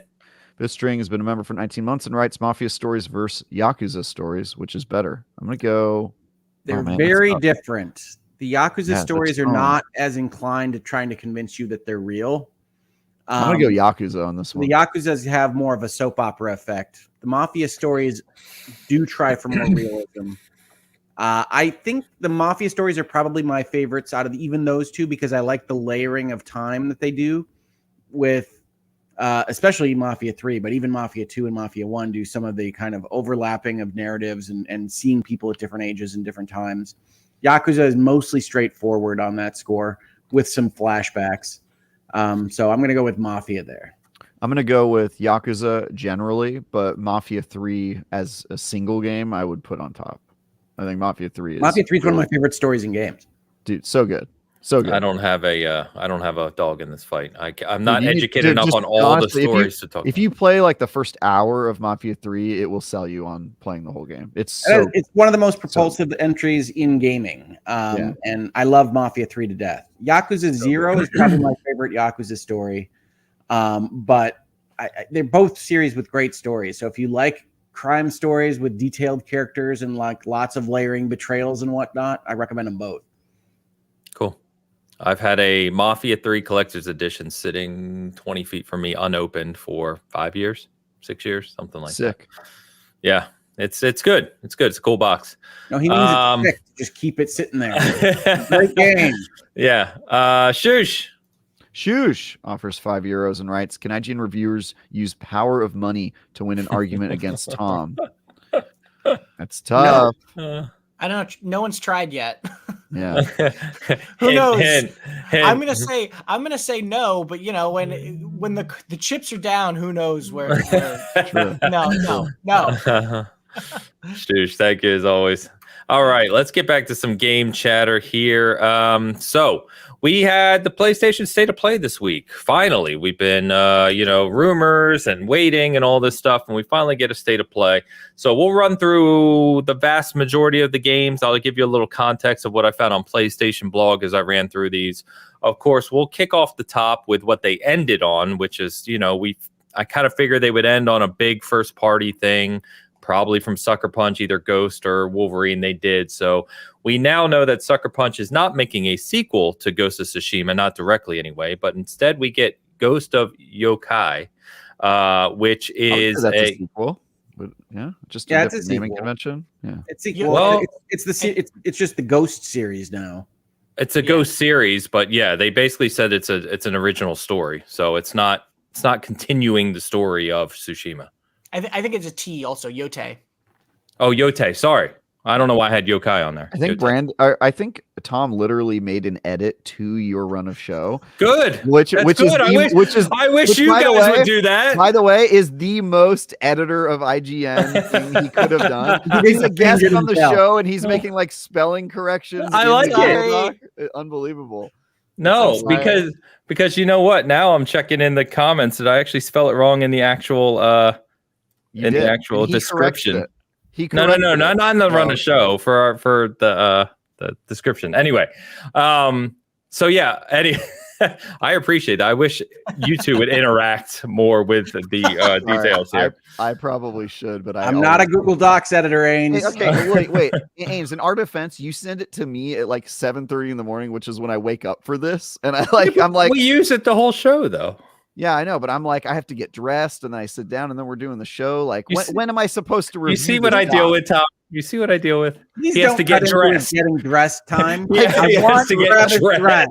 I had to brush my teeth in the morning, and then I sit down, and you're like, "Hey, why has nobody looked at the run of show?" And I'm like, "Bro, I just got up out of bed. I don't know what you want from me." The trick is that Travis still needs a YouTube video to learn to tie the tie, so it takes him a while. Yeah, takes me a long time. I would love it if that was his deep secret, is that he doesn't know how to tie a tie. You know what's funny is I've had people ask me like, "Oh yeah, do you know how to tie a tie?" And I'm like, "What do you think my mom like ties my tie every morning before I go off to school?" Like that's all crazy. clip-ons. Every single one is a clip-on. By the way, today we got some Constitution. We the people. Yeah. Nice. All right. Little Governor Morris. More of that, Travis. Yeah. All right. Now that you've got us fully off track, Travis. Sorry. Ghost of Yotei. So it takes place in 1603, so it's more than 300 years after Tsushima's setting. Mount Yotei is in Ezo, known as Hokkaido today. They said this is all from PlayStation blog, by the way.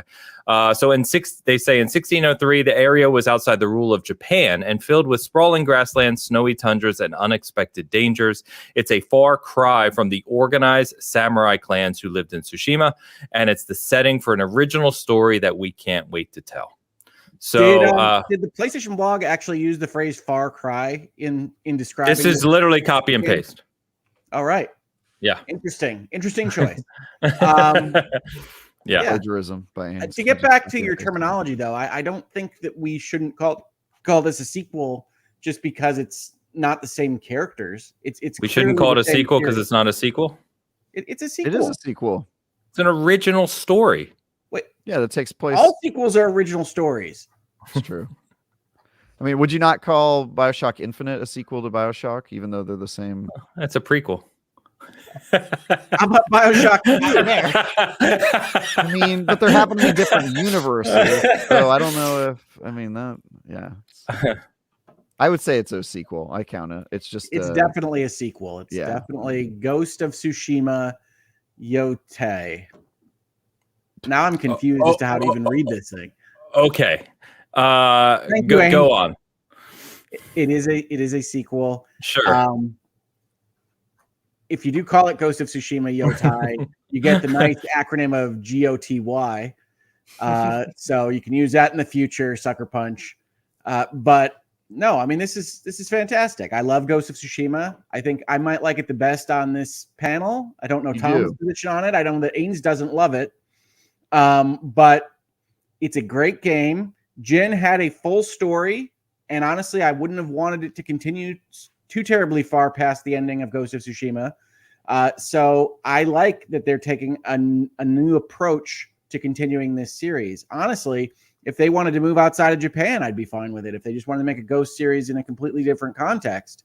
One of the coolest things about this particular trailer was that we didn't know it was 1603 at the time, but you could tell from the Western music that they were trying to do some different stuff with how this game felt, right? And Seven Samurai, of course, leads to, the name escapes me, the Magnificent Seven, and have this connection between samurai and Western stories already. So putting it in a time where you've got kind of colonial forces and Westernization of Japan is an interesting new beat for the series. So I'm excited about this one.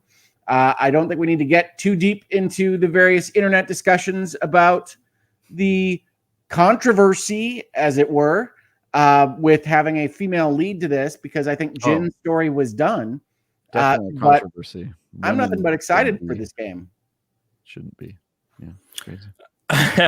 Yeah, it made me want to go back to Tsushima. I like the game a lot. I just didn't think, some people hold it really, really high up, and I didn't think it was that great. I think it had I think it fell, in my opinion, into some of the pit traps of the PS4 era games at that time, similar to Days Gone, where it felt templatey to me. It was a unique setting. It was a unique kind of experience in the sense of the story and the character and stuff.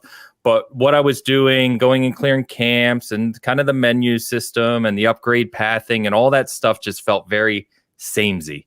And it just kind of lost it for me there. I also do not get people, and this is just me, who say, I've heard people say it's like the greatest open world game ever developed. I'm like, what are you talking about? Calm down. It's just not, I don't hold it up to that level for me, but a very good game nonetheless. Yeah, I'm the same kind of way. I think it's like good, maybe great in some ways, but it is kind of a Ubisoft game with a better UI. That's kind of how I view it. Well, it's a lighter Ubisoft game. It's less of the icons on the screen. And I think some of the brilliant stuff that Tsushima did with directing you the with wind with and the all that. birds and the wind and things instead of a UI were borrowed from games later on. It was a really effective It's a good idea to the way that open worlds were treated. And but it's not Red Dead. It's not a Rockstar open world. But I do think it is a compelling story with an open world that doesn't overwhelm you. And it's gorgeous to boot. It has great art direction. It has great combat. No, not correct. It does. But the combat's okay. But yeah, I would say, as you guys know, I'm sick of the samurai thing. We just keep getting it in games, and I want it to go away because I'm sick of it. It's kind of like the zombie thing as well, which I guess is not a big of a deal. But there was a while there where I was like, dude, if I see another zombie, I'm gonna kill myself. So I'm kind of sick of the setting, but it's more you of heard it. it here, Tom. The samurai zombie game that's going to come out next year. Travis has to review it. Yeah, that's right. That actually doesn't sound bad. I mean that's fresh. Samurai zombies. Maybe that's the fresh new take. All right. I will say this. That would be the most like SEO friendly game of all time. A samurai zombie game, especially if it was like a Souls-like. Oh my god, dude! Can you imagine? So Onimusha Remastered, Capcom. Here we go. Yeah. Man, I love Onimusha back in the day. Look, I'll play this. I'll say it was like the biggest announcement at the show, and I was sort of like just okay on it, which that's not really probably what you want my reaction to your state of play being. But hey, at least it was something new. Yes, it's a sequel. Yes, it's a sequel to a game that I thought was just all right. But like, it's cool. It's more games. I'll play it on my PS5 Pro. Sick. I hope you enjoy it on your Pro. They do comment. Actually, I've got the blog post here. They do comment that it's the first game, obviously, that Sucker Punch has built from the ground up for PlayStation 5. So, they're just looking at building upon everything they did in the first one. So, obviously, it was a stunning game to begin with. It was beautiful. The art direction and kind of what they showed from this trailer was stunning. So, excited to get into it. No specific date other than 2025, of course, and we'll see if that lands officially next year. But, always advance every date, folks. Assume 26. If it comes in earlier, be happy. Yeah. So, Tom, what'd you think, man? Were you a Ghost of Tsushima fan? Yeah, I sort of echo. I'm probably closer to you and Travis than I am Hogue in that I thought it was a beautiful, stylistically, the visuals of it, the presentation of that game were phenomenal. And then I thought that the actual open world gameplay stuff was very, very, very good and fun, right? I'm not absolutely not speaking ill of that game. I just wasn't like, my socks weren't wildly knocked off by it. I think what I will say, I think anybody who does love that game, I totally get it too, right? I think that that is a game that if it speaks to you, I fully understand why. What I will also say though is that, Ains, to your point about it feeling templatey, I don't disagree. I do think that that's my favorite type of game to get a sequel because that's the type of game where it had a really amazing, something really amazing about it, but it just sort of felt like the safe version of that, maybe gameplay wise, is the perfect place for that developer to take it to a new location with a new character and just try to make it better, right? Because I never played Star Wars Jedi. I never played the second one, but I hear a very similar thing sort of echoed with that, right? Where the first one was very good, and then the second one blew it off, right? And blew its socks off. And then the Assassin's Creed is the classic example of this. Assassin's Creed 1 is cool, and then Assassin's Creed 2 is actually the game people remember. And so I think open world games, a lot of the time, new open world games need that second sort of game in the series to really not find their footing, but embrace the parts of it that really worked and explore those parts more. So even if I'm not wildly jumping out of my seat for this, I'm really glad it's happening, and I'm really excited to see what they do with it. Yeah, I think that's perfectly fair. Good take. Yep. So, that's coming 2025, like we said. We also got, they quickly commented on Astrobot. Of course, Astrobot, very, very well received. That there's an update coming later this year that will add additional speedrun levels and an additional 10 bots to save coming this fall. Which I thought we knew. I thought they had mentioned that already. So maybe this is just the big public splash for it. I think we knew DLC was coming. We didn't know specifically what it was going to be, and basically everyone assumed it was going to be speedrun stuff. I think is like roughly how that was. Maybe we knew that it was actually going to be speedrun, but this is at least the first look at it. Yeah, it's just one of those announcements where you're like, yeah, I think I knew that. Right. So fair enough. Cool. We talked about this last week and made jokes about it, of course, but Horizon Zero Dawn Remastered leaked ahead of time. We know it is real. It is coming on Halloween, October 31st.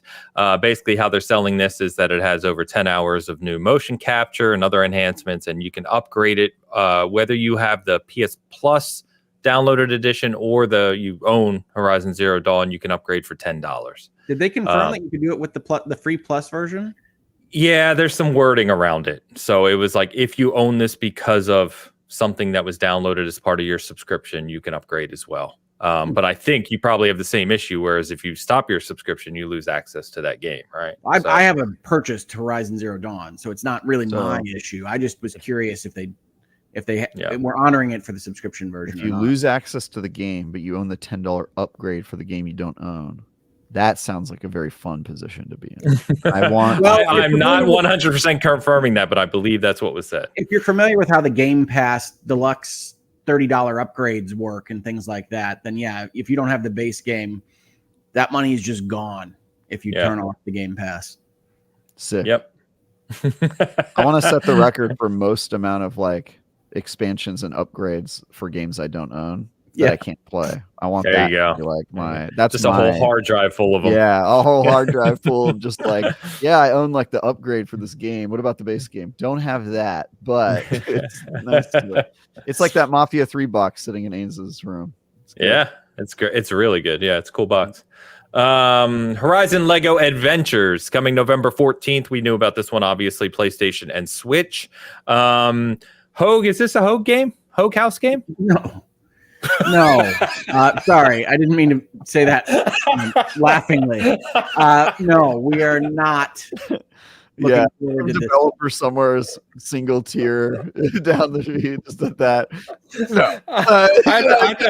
I thought this was an easy Hogue House game, and No, we he talked quickly about this, corrected Dan. me. So, Hogue and I both had the same reaction to this, which is Lego games are cool. Why in the heck would you ever choose the That's Horizon true. universe That's for true. this? That's Like, true. it's just a weird- Well, then I'm the weirdo because I think it looks funny. But I like okay. Horizon. I like Lego, and those two together, I'm like, it doesn't really seem like my thing. We might give it a shot at some point, but it's certainly not a must-have day one.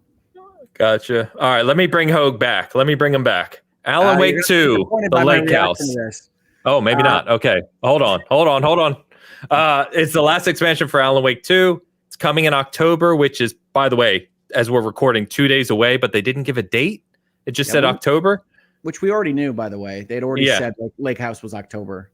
Yeah, and the description of this is within the Federal Bureau of Control's research station, the Lake House, a catastrophic event has occurred where reckless experiments have caused reality to collide with the dark. Capitalize dark. But you gotta Hogue, I capitalize figured this dark. would be you. Alan Wake 2, my game of the year last year. I adore Alan Wake. I adore the vibes of Alan Wake. I much less adore the vibes of Control. And one of the things that I was interested in was how are they going to Alan Wakeify Control for this particular expansion? Because we knew the Lake House. We already knew that the Federal Bureau of Control had a body following Cauldron Lake called the Lake House. So we knew it was likely to be a Control-oriented DLC. And I was interested in how that was going to look as seen through the eyes of Alan Wake. And they've promised us that this is an Alan Wake 2 game, not a Control game. And we weren't really shown exactly what that means in this particular teaser. But it does have a lot more of the Control feel and the bureaucracy vibe than I had hoped for this expansion. So yes, of course, I've already bought this. I think this was with the deluxe edition of Alan Wake 2.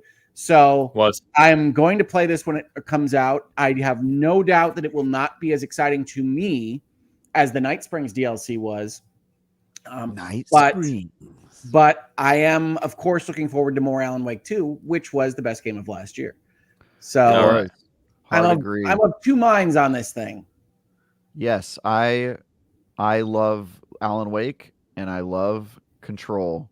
And Hogue is weird for not liking Control. And so I'm very excited for this expansion. I will play it. Lake House, let's go. I actually still haven't played the last expansion, though, so I probably need to do that. You don't need to. It's essentially kind of ancillary to Alan Wake 2. But it is something you should play. Don't tell me what to do. Don't you dare. Don't you dare, sir. I mean, if we're going to go full lawyer, I didn't tell you what to do. I just said you don't need to play it. Tom, Alan Wake 2, interested at all? Is this your thing or no? No, last year instead of playing Alan Wake 2, I had a child. So the more challenging game. Yes. Yeah, so Alan Wake 2 is on my hard sometimes. I was a fan of Alan Wake 1. I was a big fan of Control. So Alan Wake 2 is on my backlog of games I really do want to hit at some point, but I just haven't gotten to yet. Fair enough. And I almost disgracingly have not finished Alan Wake 2. I'm still playing through it. So, yeah. Sad. I know. It is sad. You'll never be the champion of light. That's the problem. That actually is sad. That's one of those games I really need to go through. Hogue is the Herald of Darkness when he goes, no. All right. We got Archage Chronicles, which an online action RPG. It says Archage Chronicles promises to deliver more immersive experience with strong emphasis on action combat. Game will feature epic large-scale raids, cooperative gameplay, diverse array of activities for multiplayer and players to enjoy on their PS5. So I thought the video of this one looked good, but I obviously am out of the loop in that this was already part of a series. Anyone have any context as to Archage Chronicles? This made such an impact on me that I don't remember it at all. I might have gone to the bathroom. I don't know. I don't think it's your type of game, Hogue, but yeah, you can look it up. Yeah, it does sort of speak to the state of play that we just got past Alan Wake 2 on this list, and I'm like, what's the rest of this now? Yeah, there's a few interesting things, but it was we'll talk about that. So Go ahead. I know about the series and have not played any of the games in it, but Mhm. watching the trailer, I was like, "Oh, this is I'm kind of in the mood for one of these." It kind of reminded me of like an online version of like Dragon's Dogma. Is kind of what it looked like. Yeah, a little bit. So yeah, I kind of want to give this one a try. Like if I find an excuse, if I end up reviewing it or something, like I would totally dive into this one. Looks cool. So is It's, it an MMO? It's online. I think it's like maybe co-op thing. Yeah, I'm let not me really let me sure. I take a don't look. think I'm not Go sure if ahead. it's an MMO. Yeah, they basically so the nice thing here is that on the PlayStation blog they have a full rundown of state of play, and then they have links to each game independently with a lot of people from the developers of each game. So that's pretty Steam cool. has it as an MMO. It says online PvP, online co-op MMO. So I didn't Okay. get MMO, but I definitely got like play with your friends, and that's enough for me. Like, I'll give this Well, one a try if I have an The excuse. term MMO has also been warped a lot in True. recent years, where games that we would just sort of consider online co-op games are now called massively multiplayer on. So it could be some permutation of this that is not like World of Warcraft MMO, but is an online PvP PvE game. Yeah. Yeah. We'll see how that one turns out. It just The says next combat year. definitely doesn't look MMO, and I think Right. everybody who's played an MMO knows what I mean by that. It looks much like a Dragon's Dogma or like a multiplayer Dragon Age. Kind of has like For Honor or Souls like combat or whatever. It's third person action, but yeah, it looked good. I mean, this is one where like it's new, looks a little different. I don't know if it's going to be good, so like those are the games I like to play, and I get a lot more excited certainly by that than like a Horizon Zero Dawn remaster that for a game I've already played, or I want to be a little more optimistic on this one because I'm interested in seeing how it shakes out. Okay. Yeah, Cookie Mon Steve says the original Archage was an MMO, so Okay. about maybe- 10 maybe years it ago. is. Yeah. So, and then we got releasing also on Halloween, October 31st, of course, is Dragon Age the Veilguard, which is kind of hilarious that Horizon, even its remaster, releases against another big game. But we get the Blighted Dragon trailer. And I know we've been all over the place on Dragon Age. We've talked about it a lot here. I've been higher on Dragon Age the more gameplay and content I've seen. And then this one brought me back down again. I mean, Really? at some level, it starts to look desperate, right? They're just showing scenes that you would expect to see in a Dragon Age. I really soured watching this thing play out, and I really still don't trust the action combat of this game, period. And I was not convinced by this video, which would seem to only exist for the purpose of convincing me of the action combat in this game. So this was a big miss for me. But as you know, I've been skittish about Dragon Age Veilguard throughout its entire kind of publicity run here. So I am not impressed. I will undoubtedly still get it because I want BioWare to succeed, and I've loved Dragon Age or certain entries in Dragon Age before. But I have a lot of doubts about this game, and certainly it is. If we're categorizing my feelings towards RPGs in the next 2 months, Metaphor, Dragon Quest III, probably others are way above Veilguard for me right now. Yeah. I'm kind of in the same boat. I'm a little nervous about this one. I'm not sure if it's gonna shake out, but I like Dragon Age, and I wasn't as harsh on it after the initial reveal. But yeah, I don't think this was the strongest trailer. Maybe it's just a bad trailer, but EA and BioWare have not had the greatest track record in recent years. So I'm just. Well, importantly, it's not a trailer. It's like a clip of a fight. I mean, so that looked the closest to what it would be like to play the game. Sure.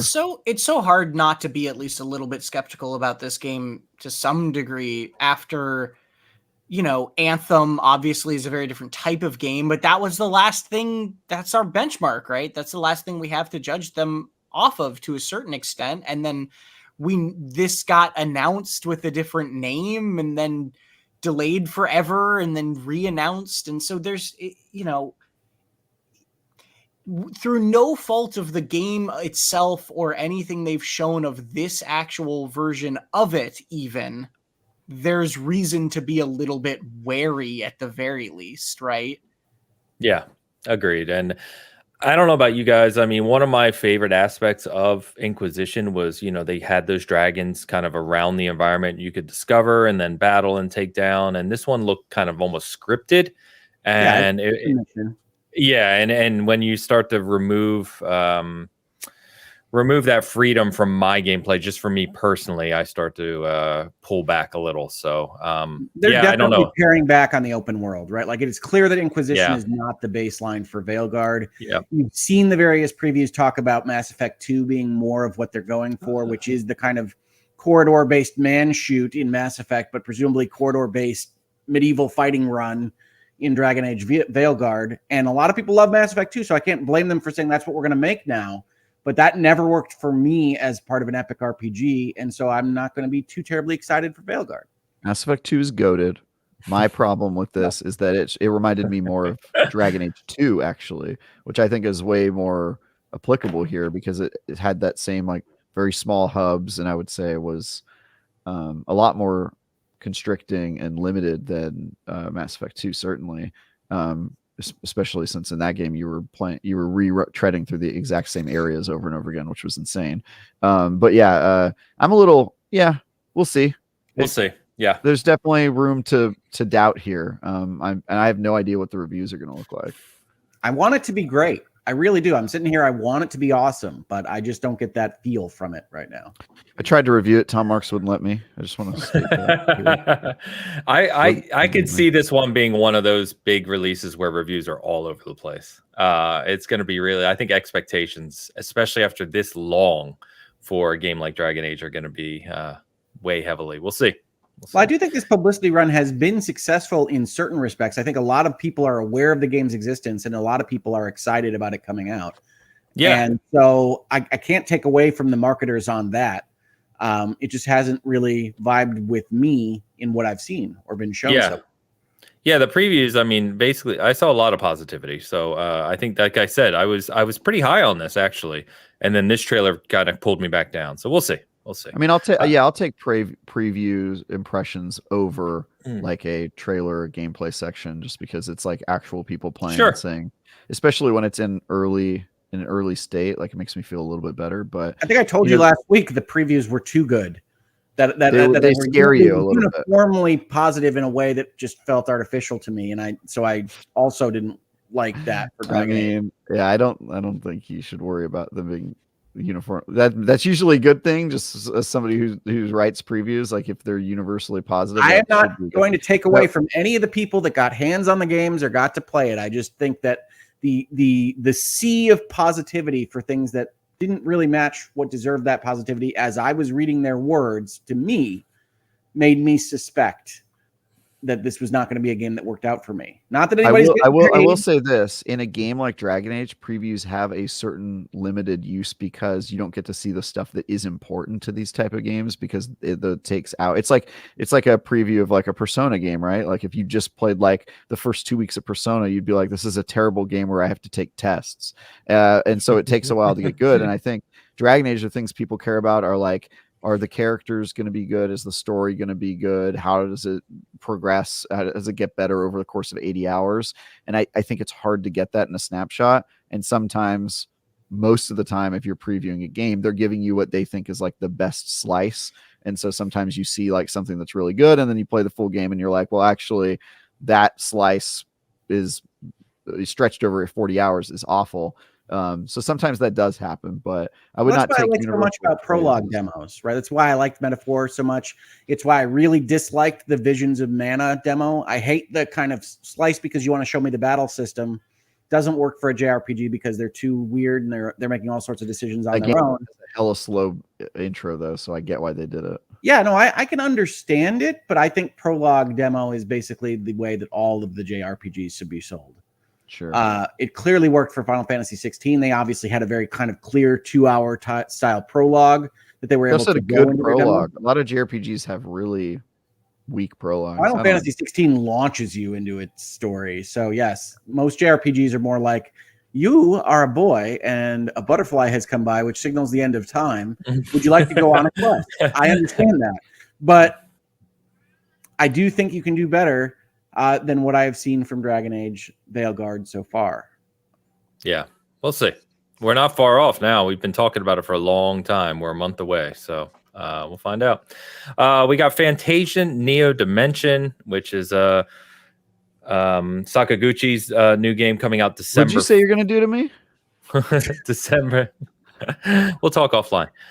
December 5th for this game, and he did make an appearance during the show, which was cool to see. Always cool to see Sakaguchi. So I don't know anything about this. I don't know anything about this series. I'm so or immature game, that when I hear Ain say, always good to see Sakaguchi. It's a Japanese name, folks.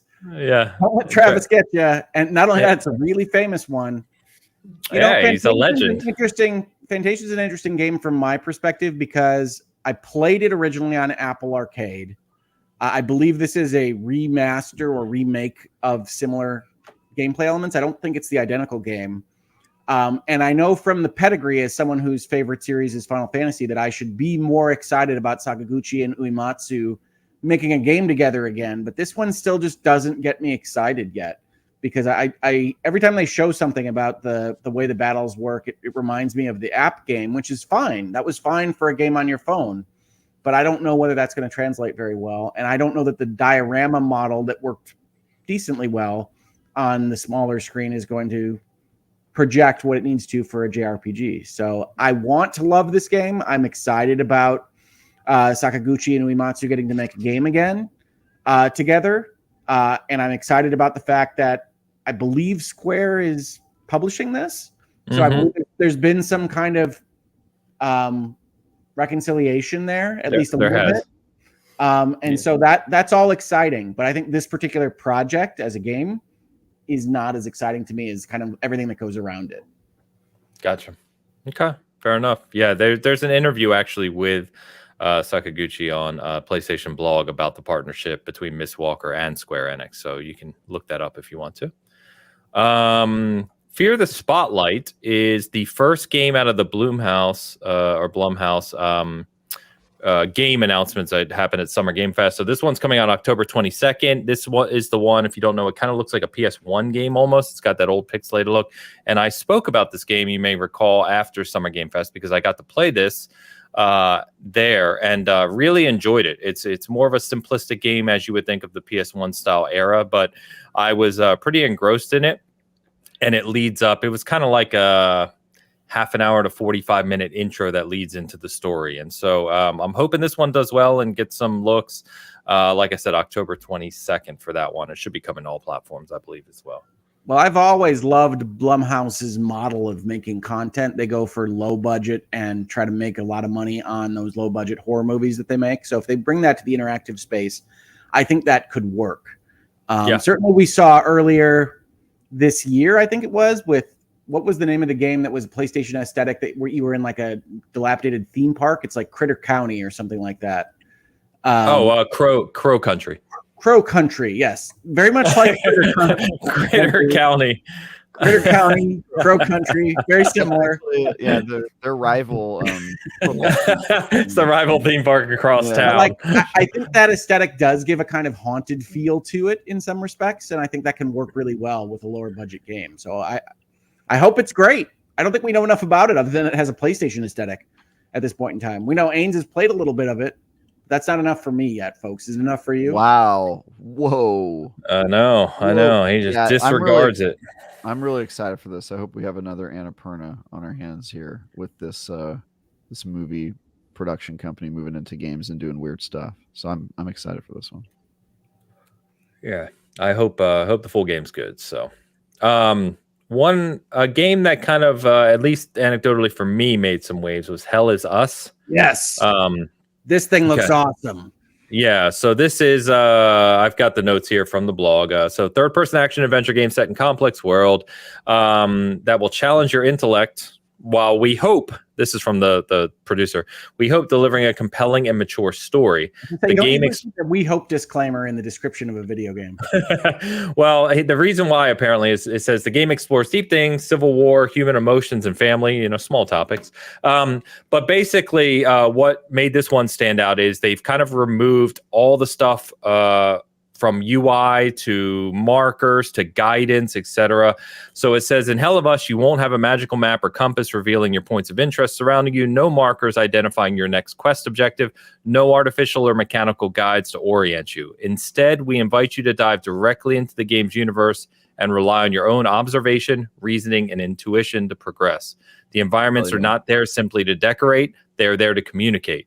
Correspondingly, paying attention to what the NPCs tell you is crucial, as what they tell you is actual organic information about what to do and how to do it.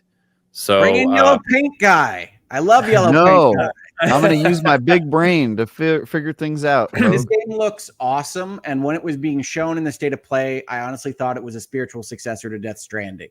It has that vibe. It is super exciting to me. This is by far the most excitement that I had for a game that I hadn't heard of before. Is Hell Is Us. Yeah. It looks very cool. I will say I always get so suspicious when a developer is talking about basic gameplay design things like they are revolutionizing the games industry. They are not the first game that has ever done a low UI game where you have to actually listen to the NPCs to decide where you figure out where you're going in the game.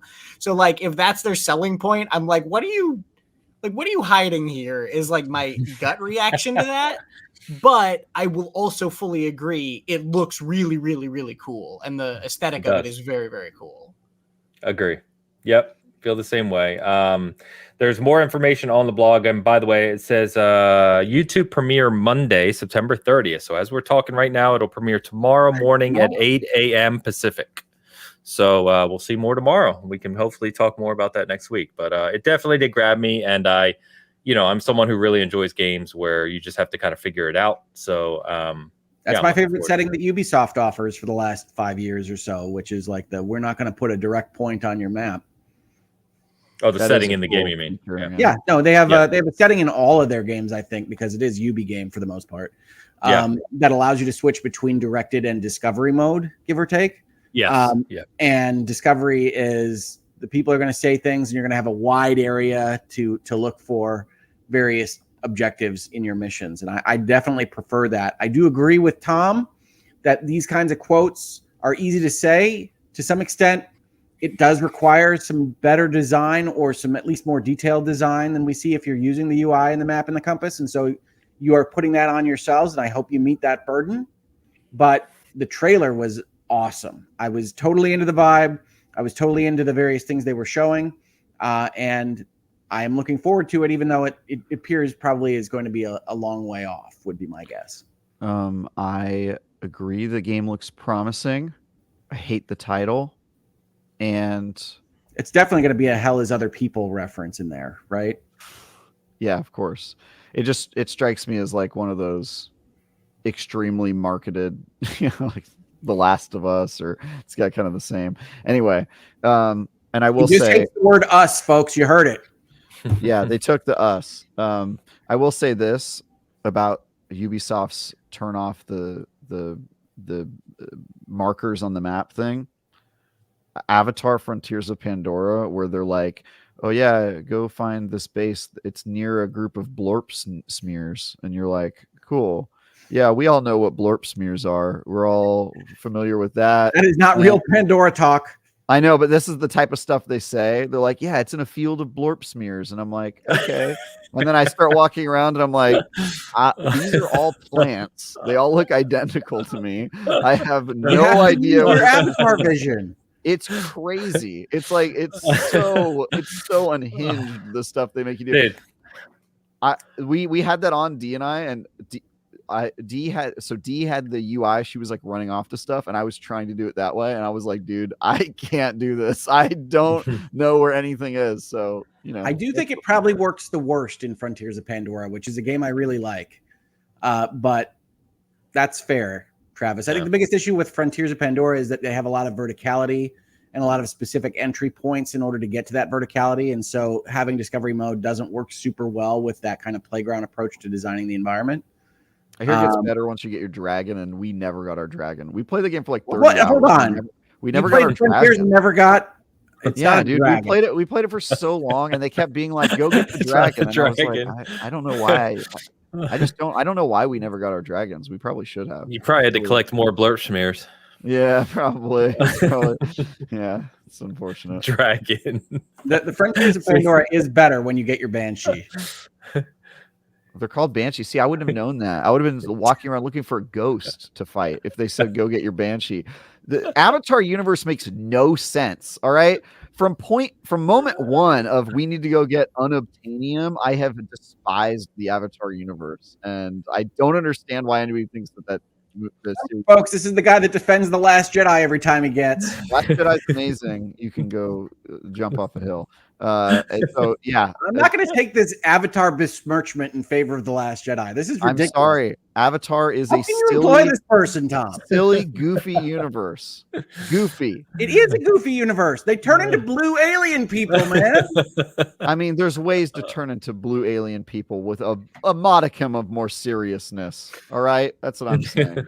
Avatar is just fine, folks. Don't listen to Travis. It is just fine, and I would not grant it anything better than that. Unobtainium, really? How long did we think about that before we put a green light on it? Have you looked at the periodic table? Have you seen the names of the heavy elements? Do you know about the word unobtainable? Have you heard of this? Do you know what that means? Because they're obtaining it. Oh boy. All right. Dragons. Monster Hunter Wilds. February 28th. We got the date. I'm moving on past your besmirchment. Monster Hunter Wilds, we got the date, February 28th. Right in the heart of like several game releases, but I think Monster Hunter Wilds will be just fine because that franchise is massive. Okay. Yeah. Tom touched on this earlier, of course, but huge release on the last day of February. Yeah. Not much else to say. It's going to be a huge release, going to be a big game. I'm sure Monster Hunter fans are going to really have a good time. I'm not a big Monster Hunter fan, but what I saw back in June was impressive. And I have promised the crew at SG that I will try to get into this game with them. So I am looking forward to it. No, it's going to rock. Honestly, I think this is one of those ones, like, if you don't like the mainline Monster Hunter games, I totally would not that's so understandable because those games are super grindy and I think like kind of niche, especially if you haven't played a lot of the older ones. They can be extremely convoluted, but World was very different. Like, that game is super easy to get into, and I think Wilds is similarly, hopefully even more, gonna hit that. So I'd say even if you're scared of Monster Hunter, I think you should probably give Wilds a try when it hits. Well, I will say this for the marketing on this: I would not have spotlighted a story trailer at the State of Play. I don't think even the people that enjoy the Monster Hunter universe and the Monster Hunter gameplay are probably coming to it for the storyline of Monster Hunter, and maybe into the lore of Monster Hunter, dude. No, is anybody in the lore of Monster Hunter? Yeah, dude, the lore is crazy. I'm sure they are. Yeah, I mean, this is a big audience. I'm sure the game has a big audience. I'm sure there's people that dive deep. How deep in the lore are you? Let's hear it. I'm not super deep. The Monster Hunter has, like, I would say that from my understanding it, for what I've seen, Monster Hunter has a lot of lore about its monsters and ecosystem, but there seems to be a lot less lore game to game organization, because a lot of the time you're like in a different continent where everything's new and they're just sort of like roughly referencing the hunting guild back home. I'm sure there's a lot of lore about that stuff, but at least it doesn't feel like the world is super fleshed out with lore as much as it's the monsters specifically and the hunting of them specifically. That all has a lot of detail to it. That's my read on it, again, as somebody who only started playing the game 7 years ago or something like that. Gotcha. Yeah, and I like the ecosystem stuff and explaining why this dinosaur looks this way, but I would not have gone out with a big trailer about fighting cats and the various Japanese food items. But hey, I'm not in charge. Wild is going to sell just fine. Oh, yeah. It's going to do extremely well. Yeah.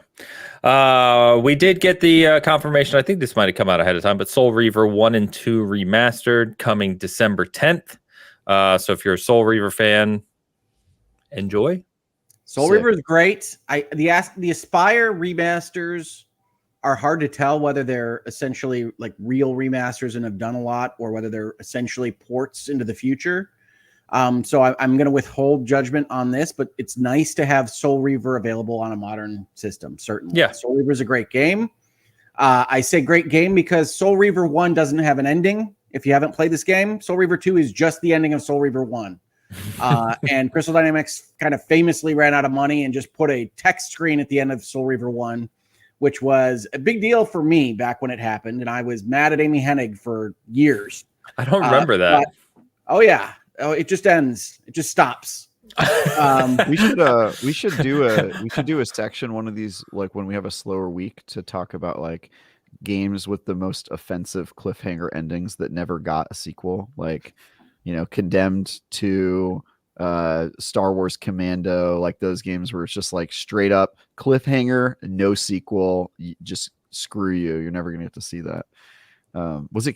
Was it Condemned 2, or did we get a 3 and the 3 had a cliffhanger? We did not get a 3. Okay, Condemned 3. It's 2 has the cliffhanger that I still wake up at night screaming because I'll never know what happens. How about Halo 5? They just There you go. Yeah, Halo 5. Now, wait a minute. They answered that cliffhanger. They were just like, the war Well, stuff. that's the thing. Take care of that. It's like Last Jedi: Rise of Skywalker. We'll never get to see what the sequel to Halo 5 is because they decided to not make it and instead make a different thing. And Hogue, hold back, Hogue. Hold back. We're moving on. No, I agree with him. I agree that a second Last Jedi would have been superior to the complete abandonment of everything. So honestly, this is one area where Hogue and I agree. Like, good. Despite how you feel about Last Jedi, like Rise of Skywalker is just, it's the joke I make is that they kicked half the fan base out of the boat with Last Jedi and kicked the other half out with Rise of Skywalker. That's not a great plan. Yeah, if they would have just stuck the course, I think people would have eventually come around to being recognizing Last Jedi for the brilliance that it is, but we never get to know. And honestly, I feel the same way about Halo 5 Guardians as well, by the way. I still think that people would think that game's story was better than it was if they would have finished it, but we never got because these creatives are gutless and they let. I do think Infinite just saying, "Oh yeah, that war is done," is no fun. Yeah, it sucks. In terms of not making the sequel, my least favorite is still Resident Evil 4. I know people love that game, but the Umbrella Corporation went down to the stock market is just not what is implied by Leon S. Kennedy saying we've got to take out Umbrella. I cannot wait for them to make the game where you bring down Umbrella as a stock market trader. That's what that's me. That's my thing. I want to play that game. Evil 3.5 stockbroker. There you go. Hell yeah, dude. Hell yeah. All right. A couple more to get through from the state of play. So we got Lunar Remastered. So this is coming in spring 2025, and this brings back Lunar Silver. This brings... Wow. Look at his face. Dude, he just went full anime on us. I know. This brings back Lunar Silver Star Story Complete and Lunar 2 Eternal Blue Complete and brings it up to the PS5. Lunar is fantastic. This was by far my favorite announcement of the show. You heard me say I liked Hell Is Us. That's the new IP that I liked. Lunar coming back is such good news. And the Lunar games were translated by a company called Working Designs that had the publishing rights for them for a long time. I don't know how these got freed up. I don't know what work the lawyers were doing behind the scenes, but it does imply that maybe more of the Working Design stuff could become more available to remasters and remakes. And Lunar is, to me, the definitive kind of classic hero JRPG experience. It is that cartoon boy sitting on a rock thinking about the girl he likes and a butterfly passes by. It is that game. Lunar Silver Star Story is fantastic. That hits me where I live, Hogue. I know I hit you where you live. That's where you live, on that rock, looking at butterflies, thinking about the girl you like. Yeah. But these are two fantastic games, and get excited, people, if you haven't played these. These are going to be your favorite JRPGs, at least until this Weekend in Remasters come out, which is a heck of a year in 2025 for two great sets of remasters. So Lunar is super exciting. Yep, I am going to fan on this one because you guys should be more excited than I know you are in the chat. Stop being cynical and ironic. Get earnest and excited. Oh my God. All right. All right. Don't get excited about those. All right. Wow. Next. I've played these games and I'm so far the other direction of your excitement, but you're carrying it for us. So enjoy. Fine. Enjoy.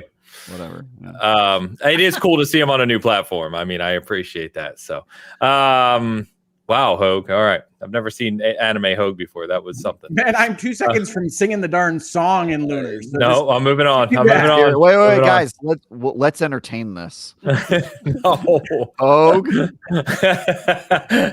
those of you that don't know, Lunar has musical interludes. Okay. Man, Oof. I am pumped. I can tell. I don't even know how to transition from this. We've got Towers of Aghasba. Does that do it for you? Yes, it does, actually. I think I wrote this when I was tweeting about this show as Towers of Blank because I couldn't remember what the word was. But this is some kind of like cozy city builder exploration thing. Yes, on November 5th. Those can be cool. The problem with them is that they can be awful. They can waste your time. They can be poorly designed. There's a high variance level here in these types of games. So I think what they showed was cool. I will definitely give it a shot.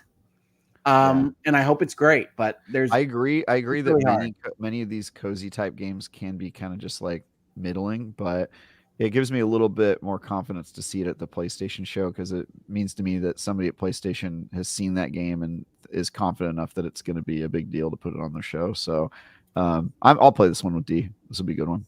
Cool. I agree with you, Travis. I do. Of course, the State of Play did have a 13-minute section on Concord most recently before this show. Good game. I like Concord. You know this about me. But in terms of picking winners, I'm not sure we can rely on Sony. Well, in terms of quality, not in their success of the game. But yeah, I mean, I'm a little more confident than if I just saw it on Steam because there's a lot of bad cozy games on Steam that are just like no name, like whatever. Yeah, it's like trying to sift through the Switch store. It's like, no, that's not quite polished enough looking for me to guess on that one. You don't like all those porn games? Come on, dude. Get with it. He doesn't talk about those on the show, but he loves them. Oh, yeah. Yeah. The Midnight Walk. This is one that interested me. I like these types of dark, weird games. So this is I'll read the description. In the Midnight Walk, you awake as the Burnt One, a mysterious being who's dug themselves out of a muddy grave to find their purpose. They find it in Pot Boy. Gotta love Pot Boy, a little dormant lantern creature that you reignite and bring back to life. But just to be clear, you guys think this game is biographical at all? I'm sorry, what, Travis? You guys think this game's biographical? I want to know about Pot Boy and the Burnt One because that's a little bit too obvious on the nose. Well, I mean, I can't. If I could count the number of times I've dug myself out of a muddy grave and become a burnt one, like God, man, really, that also hits me where I live. Right after I'm done sitting on my rock, Jesus. I'm moving on. For God's sakes, I'm gonna mute him, dude. We have more topics, but you just keep rambling. Stop. Hey, if he can talk about his game, he's together raising a remaster. I'm not. Don't blame me, Tom. I haven't even finished talking the bullets of this. This is what they do. I can't even read the bullets of the game. Together, you must venture down the Midnight Walk, a perilous, nightmarish highway, and along the way survive 5 strange tales about fire, its life-giving warmth, as well as its inherent danger. You'll outsmart ghoulish enemies, meet a fantastical cast of companions, and gaze in wonder at our handcrafted world. That's right, every asset in the game was first sculpted in clay before being 3D scanned into the game and animated in stop-motion style. And this is... Yeah, and it's playable in PSVR2 as well, which is what interests me because I think of games like Moss or those types of games where you're kind of like navigating the environment in VR, and I think that could be very cool in stop motion style. So we'll see. I almost certainly won't play this in VR, but I do really like Lost in Random. And so they mentioned that this team was the team that made Lost in Random, which was a little EA Originals game from a year or two back. And I thought that they had a number of interesting ideas in that game, and I'm excited to see them try again with a new game. And they certainly have the visual style to stand out amongst their peers. And I think it could be really cool. Lost in Random was a good game. It was a little bit clunky. And so I'd like to see them continue to move forward with their kind of game design elements. But to me, this is a game that you can watch out for and be excited about. I'm not going to play it in VR. I don't know that you could convince me to. I don't know that the VR shots that they showed in their little showcase here suggested that it was the kind of game that you're talking about, Ains, with like still being in 3D, like a Astrobot rescue mission or a Moss. Yeah. It looked like it was going to be put into first person for purposes of the VR section, and I don't know how that'll play. So yeah, we'll see. Yeah, we'll see. But yeah, Lost in Random was one that I was really excited about. I had it installed for a while. I never got to it, but cool ideas. But a couple other, there's a couple other games mentioned, a couple other things on PSVR2 because they do try to continue at a bare minimum promoting PSVR2, which is Metro Awakening, which I am actually excited about. This is in the Metro universe, a unique story. November 7th, that's launching. And then we also get Hitman World of Assassination. Dan is sadly not here, but we get that on PSVR2 in December with 21 levels and dual wielding, along with some other unique VR stuff. I'm not sure Dan would go for it in VR. Oh, I know he loves Hitman. I think it's like, the casual audience of VR or of Hitman maybe doesn't jive with VR, but I'll play both of these games. They both seem cool, and I'm still trying to play as much VR as I can. Yeah, this is a whole topic that we don't have to dig into right now, but like it does just feel like they tacked some VR stuff on at the end of I just don't I would love to know if Sony is happy with the performance of PSVR 2 and that be.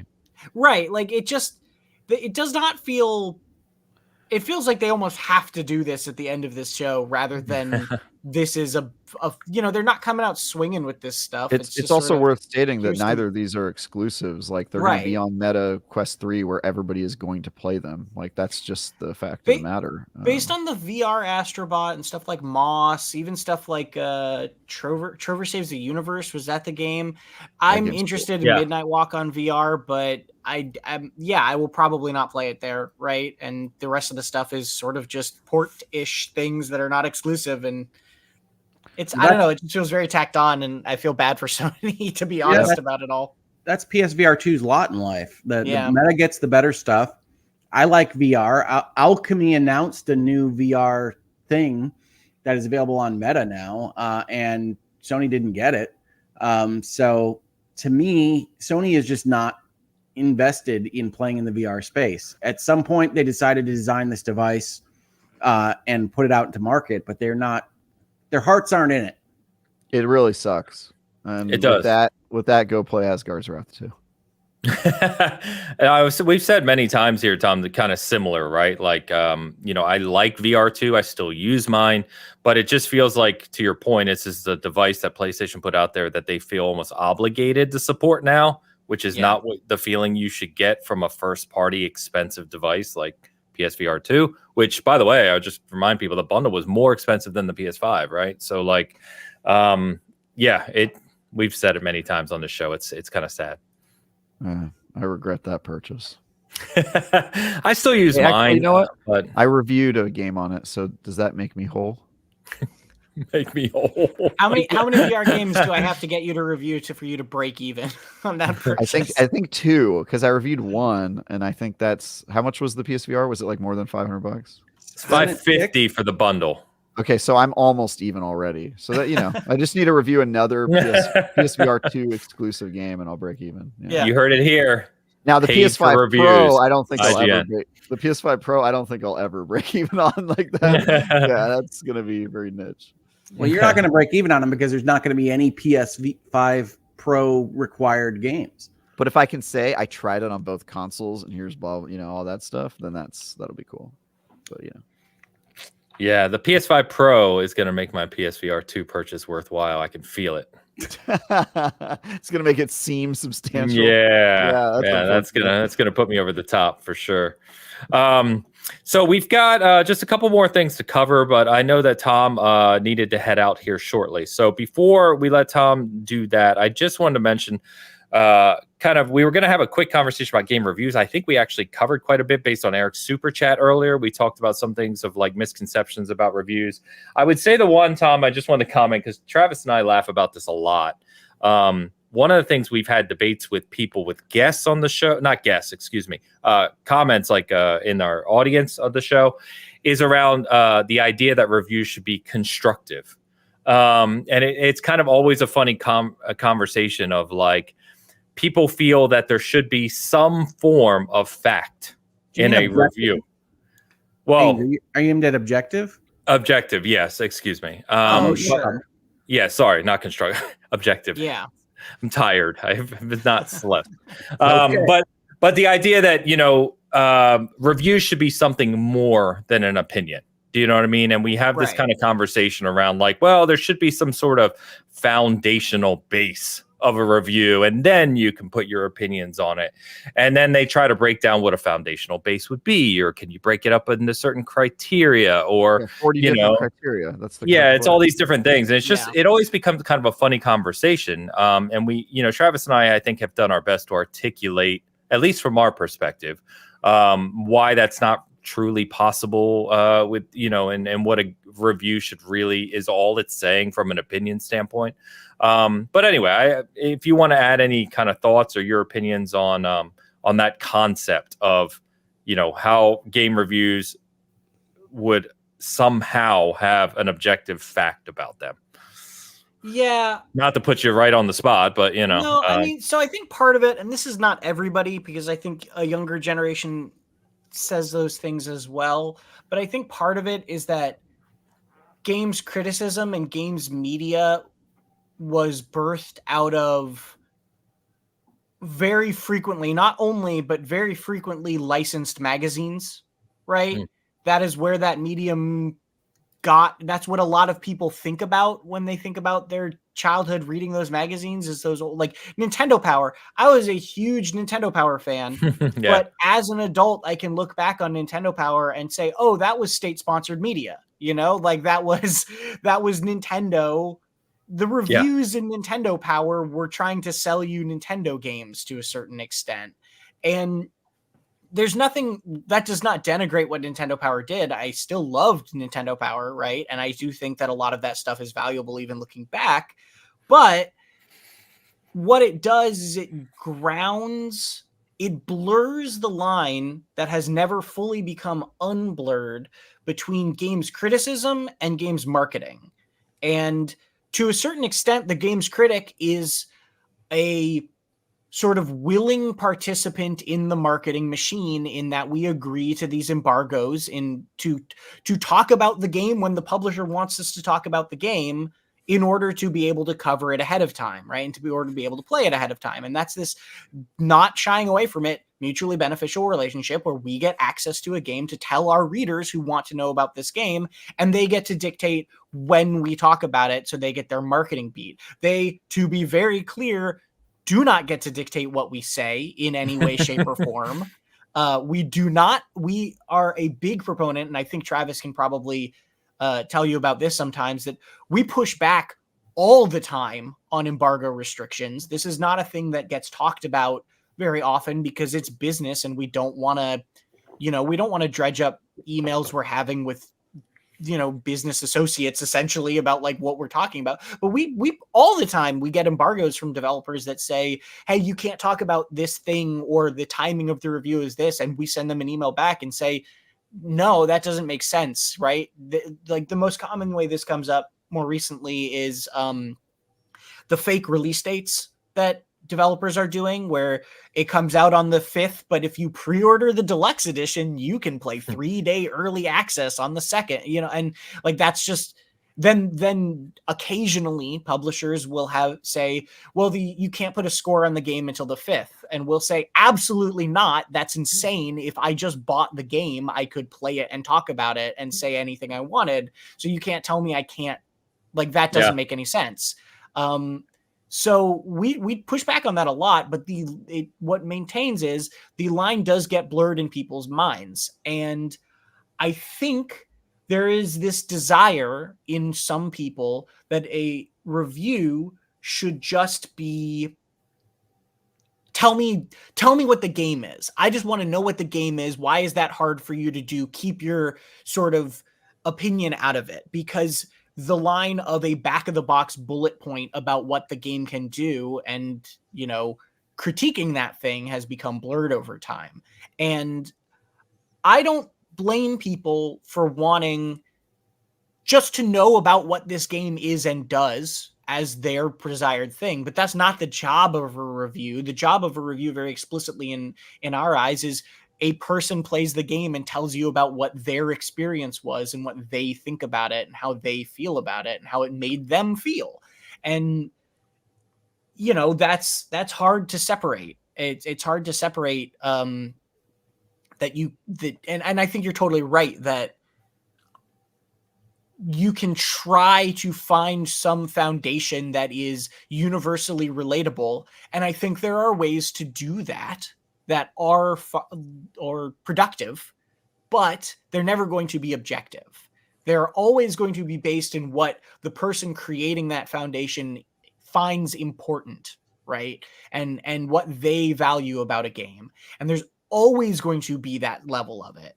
And that them liking a thing more than you isn't bias necessarily. It's just opinion. It's taste. And in the same way that we can eat, you know, I can be like, oh, I really like this drink. And you can be like, yeah, it's fine. That's, you know, the objective review of that drink would just be saying it has artificial cherry flavor. It is carbonated, you know, like that's what the objective review of that is. It's not. You can actually read objective reviews online. People have written them where they have no opinion, and they're very funny. It's like, it is a game. It has gameplay. You can interact with it by clicking the controller buttons. It starts to sound like a patent claim, huh? The graphics run at 60 frames per second. You know, stuff like that. And that's what that is. Well, clearly we've established Ains doesn't like Lunar enough. So yeah, he's biased. Yeah, I'm correct. Ains is wrong. There it is. There you go. At least we're being objective. Yeah, and so I don't know if that is. I don't know if that helps or if that answers the question. I did see a comment that was saying somebody said, what is it? Newspin said they can't dictate what you say, but they can choose not to give you early access, etc. for the next game. That does not happen as often as you think, at least to IGN. I do think that the comment here about the smaller guys are more at risk at that is probably true, because it costs Ubisoft a lot less to just say, oh, well, we don't need to worry about them. They can't really, like, we have the weight to throw around at IGN that they can't really pull that as much. The thing I will say to that end, because I can never convince somebody just by telling you that this is not a thing that happens very much. What I will say is there are times where stuff like this comes out and we talk about it, right? It's not like this stuff happens all the time and you never hear about it. In that case specifically, of like developers pulling stuff like that, very often when it happens to us, at least at IGN, we're telling you, right? We'll tell you when, what was it? It was Suicide Squad.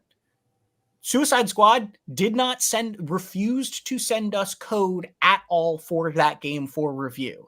And we told people, right? Because that's a thing that is notable. It was a wild outlier situation of an example. And so we said, hey, you know what? We should tell people that if they're doing this, they should know that they're doing this, right? And so, yeah, that's the only thing I can say is like, it doesn't affect, I can't speak to every site. I can't speak to smaller sites. I can't speak to YouTube content creators, all of that stuff as much. But at least for us, it is not a concern of ours. My experience working with publishers and working with developers is that as long as we are not being hateful, as long as we are not being intentionally defamatory, as long as we are giving a game a fair shot, we are giving our honest opinion, we are arguing it well, we are not being factually incorrect, the response that we will get to a negative review is generally, thank you for taking the time to review this. I'm sorry you didn't like it, right? Yeah. It's not them blacklisting us forever for a negative review, as long as that review is done earnestly and fairly.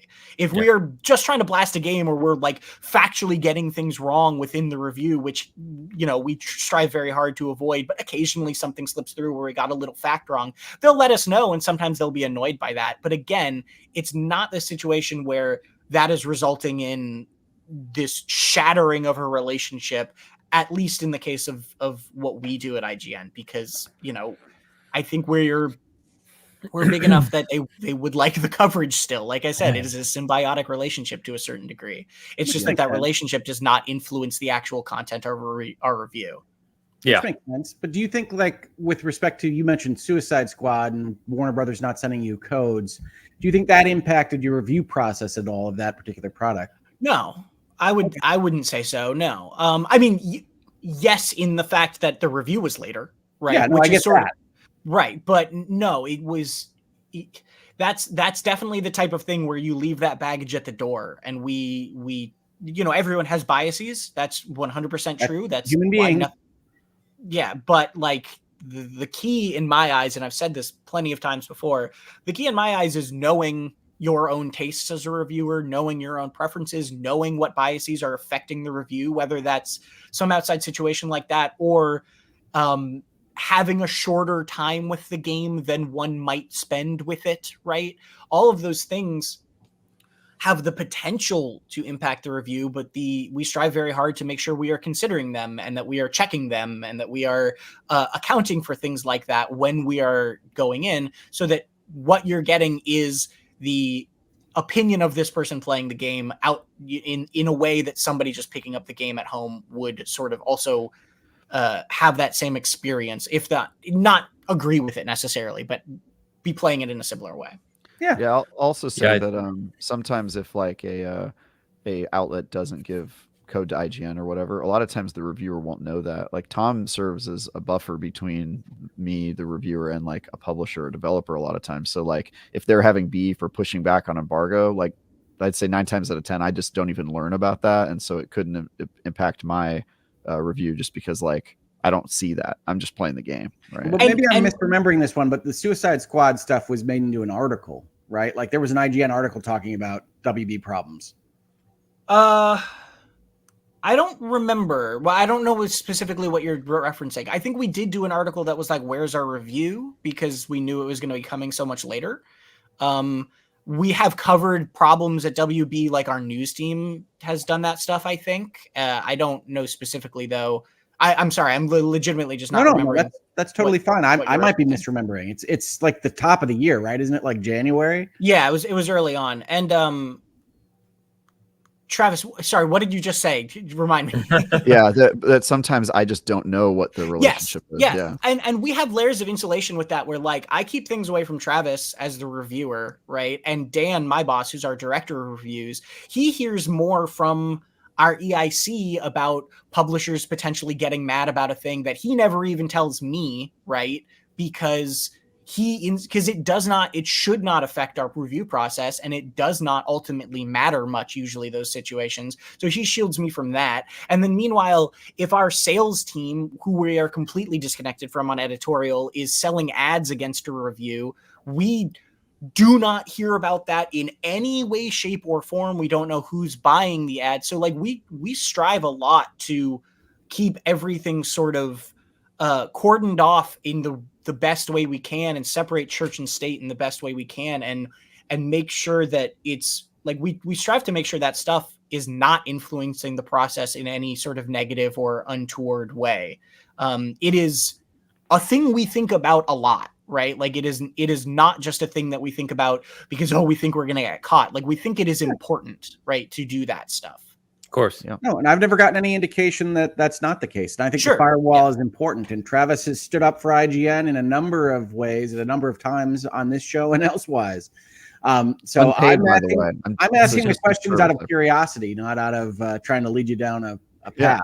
I will say, like, as somebody who wrote for many years for very small outlets that probably were even smaller than Season Gaming, or about the same size, right? There's less separation when you're on a small team, like especially if you're a YouTuber where you are the advertiser and the content creator. I think that there's like an issue there. And then sometimes like, we'd review a game, and if it was made by Nintendo, because Nintendo can be pretty stingy with choosing who they want to review, which outlets they trust. Like if we had to give a score, it made everybody nervous. And sometimes my editor-in-chief would like reach out to me and be like, really? Like you really want to give this game? Sometimes the review would just get killed, because if I didn't like the game, they would just be like, well, let's just not publish a review at all then, which in a way is kind of the worst review you can get, right? Is like, oh, we're just not going to hold it. But I think there are legit concerns with like, we're a small outlet, we're kind of just building this relationship, and we don't want to get blacklisted with like a negative review. But I think that's a problem that unfortunately smaller outlets and single single person shops have to worry about a lot more than something like IGN, where like if you don't give IGN a review copy, you're kind of shooting yourself in the foot because we have a huge audience, right? So right, and that's something I'm glad you can speak to that, because I can't. Like, I've only ever worked at IGN and PC Gamer within the industry, and then like one small site a decade ago that doesn't exist anymore, right? And so that was, yeah, I can't speak to that experience quite as much, but it's at least doesn't happen there. So I can a bit. I think Travis is right. I haven't seen that, but I could see that being the case. You do get a little nervous at times. Like, it's possible to get nervous as you're trying to develop those relationships as a smaller site. It's one of the reasons why we don't monetize right at SG, is because I just don't want that weight to think about, changing any course of how we think about things. And we had an instance recently, actually, Sard, who's actually in our chat. She was reviewing a card builder roguelite, and it got a little hype behind it. I forget the name of it. Honestly, it's on our site. I need to go look, but she was reviewing it and basically had some major issues with it. And this is a smaller developer, and they sent me the code, and, we talked through it. And the conversation internally, right, and our SG channel was around like, well, this isn't going to be a good score. And I'm like, that's fine. To Tom's point, as long as you're honest, we can show that you put the time in and experience the game as it exists today. And, you validate those opinions, we're good to go. And what I've found in those cases is that, generally speaking, the feedback I get from the developer directly, if it's a smaller person, or the publisher, is still thanks for the coverage. Because what we're seeing nowadays, in my opinion, is that there's so many games that the smaller ones really are striving for any coverage whatsoever. So just covering the game is a big boon for them. So when I sent the review back to the publisher, the developer of the roguelite actually emailed me directly, and he thanked us for the review. And he said, I appreciate that you called some of these criticisms. He said something to the effect of, obviously the score is not where I'd want it to be, but to be fair, some of the criticisms she called out, I'm already working on. We're implementing updates to the game. And, it's just a good conversation. Yeah, that's great. And so I shared that back to our crew, and Sard, who wrote it, and it, made her happy and made the group happy. But that's how it should be, right? That's how it should function. I think indie relationships are also always easier because they're just happy to get coverage at all. But exactly. usually the friction was with like the big publishers, where they like kind of didn't need your outlet, right? Yeah. And so if you're going to give a negative review and drag down the Metacritic, they're sort of like, well, then we just won't send you codes. And so, I remember my boss at one of the sites was always talking about that and just being like, look, we don't want to piss these people off, because, that's just such a bad thing to have to think about as a no doubt critic, and, something I was never really good at, which is why my career went nowhere for so long. 8 years, 8 years writing at small outlets, dude. It was brutal.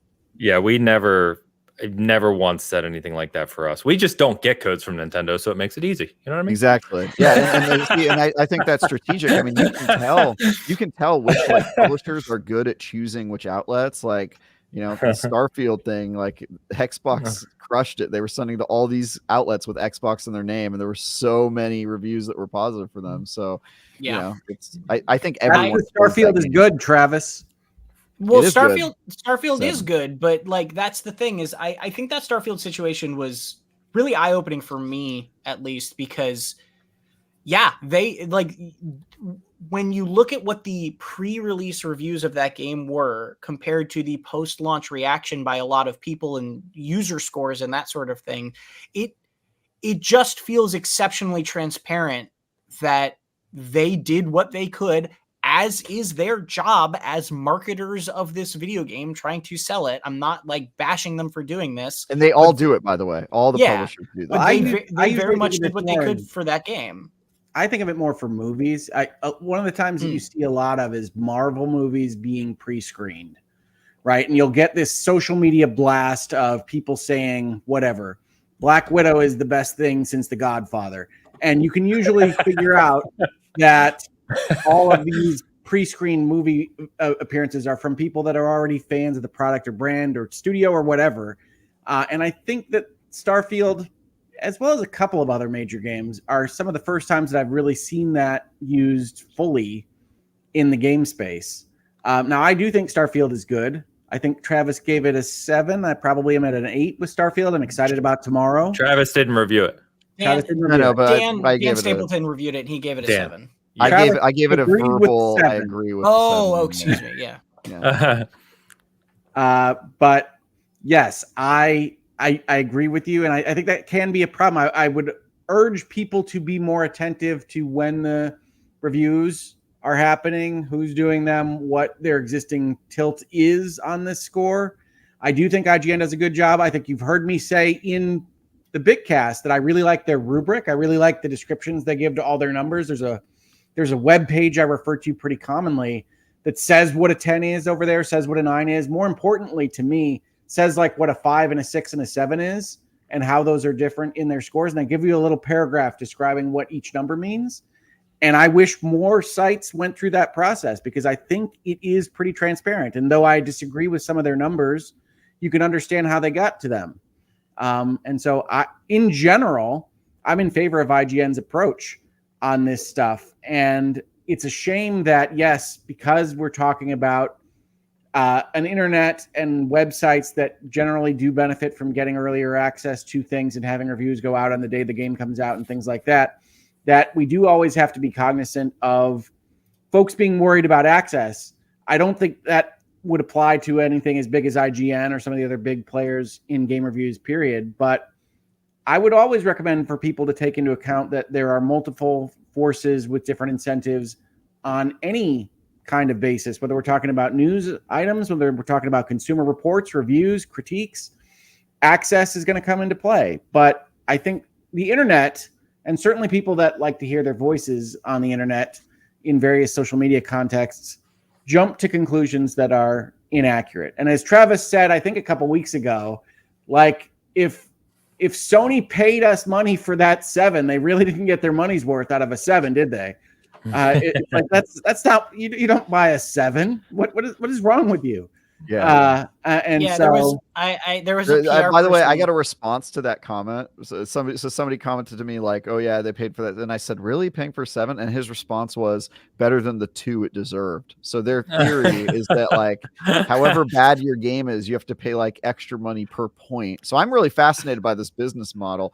If you want to buy review scores, I'm fully open, not for IGN reviews, but for like my own personal reviews. I'll say on the show whatever you want me to say for money. One of the funniest comments I saw about that this was years ago at this point, was this PR person I follow on Twitter who does PR for a bunch of different games, and she tweeted out, "If you could buy IGN review scores, I would be the person who is doing that because it only makes business sense to do it, and you cannot do it." And I was like, "That's a good point. That like." Probably more people would be doing this if we actually allowed it. There'd be a lot of people who would be very excited to do it. And it would be very hard to keep quiet. Yeah, that's yeah, right. exactly. Yeah. Yeah, that's the thing about conspiracy theories is the level of faith you have to have in the people orchestrating the conspiracy is like way greater than my general faith in humanity. It's like really every country, every creed, they all came together and they're like, on this we agree. We're gonna flat earth, we're gonna hide it so well from everyone. It's just crazy. Can I also mention really quick, I know we're running out of time, but I saw a comment in the chat that was like, "Oh, can you explain the Xbox tax?" And I do want to address this because I take every I take every opportunity to tell this story. I have told Travis this story before. Dan Stapleton, our director of reviews, earlier this year, when the Xbox tax stuff, or it might have been end of last year, when that was like really in this fever pitch of people being mad. And if people haven't heard about this, they think we tax Xbox scores, lower them, and the Nintendo Pass, we give Nintendo scores higher. He took every single review that we've done from a first-party publisher since 2020, since the beginning of 2020 when we switched to the 10-point scale. He looked at all of the review scores for all of the games we published by Sony, Microsoft, and Nintendo. We compared those numbers to the Metacritic average, the OpenCritic average, and the user score on the actual platform you can buy the game. So like on the Xbox store or on the PlayStation store. And we compared to our own scores, and we did a bunch of. He never ended up publishing any of this because we just wanted to we were just checking our biases. Basically, we wanted to see how much weight there was to this anger. Not only is there not an Xbox tax, and you can do all of this math yourself if you'd like to go out and do this to confirm I'm not lying here. Not only is there not an Xbox tax, on average, and to be clear, all of this is within like a point-ish of the Metacritic Open Critic score. Like we're not wildly off base to begin with in any regard. But on average, we score Xbox games very, very slightly higher than the average. We score Sony games basically dead on with the average, and we score Nintendo games very, very slightly lower than the average. And so the idea of an Xbox tax and a Nintendo pass is not only not true, it is literally statistically the opposite of true. And again, these numbers are negligibly, they're like, we are on the whole, on average for publishers, pretty close to not that that's one thing we're shooting for. Averages are just average. What if you're leading the way, Tom? What if the taxes are built into the stats because IGN is telling people where the taxes are? Yeah, Man, I guess so. crazy. Maybe you got me there. I will say, I always hope I'm an outlier, and I never am. It upsets me so much. I remember, Tom, I told you that like when I gave Postal 4 a 2 out of 10, I was like, oh, this is going to be a low score. And then the only other two outlets that reviewed it gave it a 1 and a 3. And I was so upset. I was so upset. I was like, how am I again in the middle? This is unbelievable. Yeah. Not to belabor that, right? It's just like, I do see that comment a lot, and like it is not grounded in reality. And I like that we have data that anybody can look up the data to prove that it is not grounded in reality. That's all. I don't think the people that say those things are very grounded in reality in general. So, well, and to be fair, again, just to be very clear, we're not shooting for the average when we review a thing either. Like, it just happens, like, again, I value Metacritic and OpenCritic as a gamer to like at a glance see kind of how people are feeling about a thing, but that does not mean that's the correct score either. Yeah. Sometimes we are outliers, and I always find those interesting. Like, I think we were on Death Stranding. Our Death Stranding review was pretty negative, and that was one I agreed with. But then I saw all the other reviews, and I was like, oh, wow, most people do not think that way. So probably a 10 for me, Travis. Death Stranding is one of my favorites. That is a wild take, but you're entitled to it. And at this point, there's so many people that like it. Clearly, there's just people... You can go and see my tweets from the night I beat it. It's one of the few games to actually make me emotional. And somebody clip, you can see tweets from the night I beat it. Yeah, I beat the game. Oh, okay. Oh, the game. Yeah. The game. That's what we're talking about. Okay, I got it. No, Tom, that's good commentary, man. Thank you very much for that. I think Travis and I do our best, obviously, on a small kind of thing to comment about reviews and how they're organized and the methodology behind them, and do our best to kind of combat these bizarre things like the Xbox tax and other things that just get spread. But one of the other things, and I don't want to keep going because I know we've been going a while, but we hear a lot around. Yeah, I am running out of time. Yeah, Tom to leave like a half hour ago. Did you? I like to check with our guests on timing because you know how we can go here. So, but anyway, we can always have you on again, of course. But I wanted to thank you for coming out. I wanted to thank you for the commentary. Good to actually have you on the show. And we do have a couple other quick things to mention, but I want to let you say your piece before heading out. Yeah, I'm definitely happy to come back sometime. I love talking about this stuff. Like, I think that one of the best ways we combat misconceptions about how we do our reviews is by being as transparent as possible. And I believe that very genuinely, that we do not have anything to hide, and we should not act like it, right? It is obviously there's stuff we can't talk about with embargoed stuff and things, but like that's not the same as not being willing to tell you how we come to the conclusions that we do, because if you don't trust how we come to the conclusions that we do, then what are we even doing with our reviews, right? Yeah, agreed. So Tom, again, appreciate it, man. It's been a pleasure. So why don't you tell people where they can find you, or anything else that you want to go ahead and plug before you head out? So I don't use social media very often, but I'm at Tom R. Marks anywhere basically that it matters there. If you are a Persona fan, Take Your Time is the Persona podcast that I'm doing in real time, along with Jonathan Dornbush, who is another former IGN person. Yeah. That's been a lot of fun. We have an entire 50-episode season of all of Persona 5 Royal out already that we did a couple years ago. And then we're 25 episodes into Persona 3 Reload right now, and we're still going. So, yeah, that's where you can find me. Love it. Super cool. Love it. Tom, thank you again, man. I know you got to get out. So we'll be in touch and just appreciate having you on, man. So Yeah, thank talk you. to you soon. Thanks, boss. Yeah. All right. See you, man. Bye. Okay, let's switch over. So let's get caught up. We did have some member comments and yeah. super chats come in. Hogue is Travis. Oh man, I had to fix I that. was gonna start doing a Hogue impression. I'd be like, My JRPGs. My JRPGs are so good. Why'd you go so high pitch? that's what I hear. That's my really good Hogue impression. Great. All right, hit us with these. Carolyn Moscaso has been a member for 21 months and that's Carrie Nell Moscaso. OMG Hogue just unlocked a core memory with Onimusha. I played the heck out of that game back in the day. Smiling face, contented with hearts. That's what I would rather see Capcom like have to answer questions about than Dino Crisis. Me too. But we'll see. Capcom is knocking them out of the park with all their remakes and remasters. I really think the Dead Rising remaster is very well done. I would love to see Onimusha. They might not have the actors like face rights anymore. So those were like real actors they used in Onimusha, weren't they? I don't remember. I believe so. Yeah, I have no idea, but great games though. They were fun. Yeah. My entire understanding of Nobunaga is that he had a zombie army. So, Cardell, thank you. Console Peasant. Console Peasant gives 5.99 euros to write quality podcast as always. Hell Console yeah. Peasant. Thank you. Hell Appreciate yeah. you. Thanks, Console Peasant. Appreciate you. Shoosh. Shoosh. He's been a member for 15 months and writes, IGN reviews should include dating tips. He made a correction in the comments that I respected. So I agree. I fully agree. I would love to write dating tips as a guy who was always unsuccessful at dating, but plays a lot of dating sims and am terrible at dating sims. I want him to be related to the game itself. Okay, so you're a big fan of Bloodborne.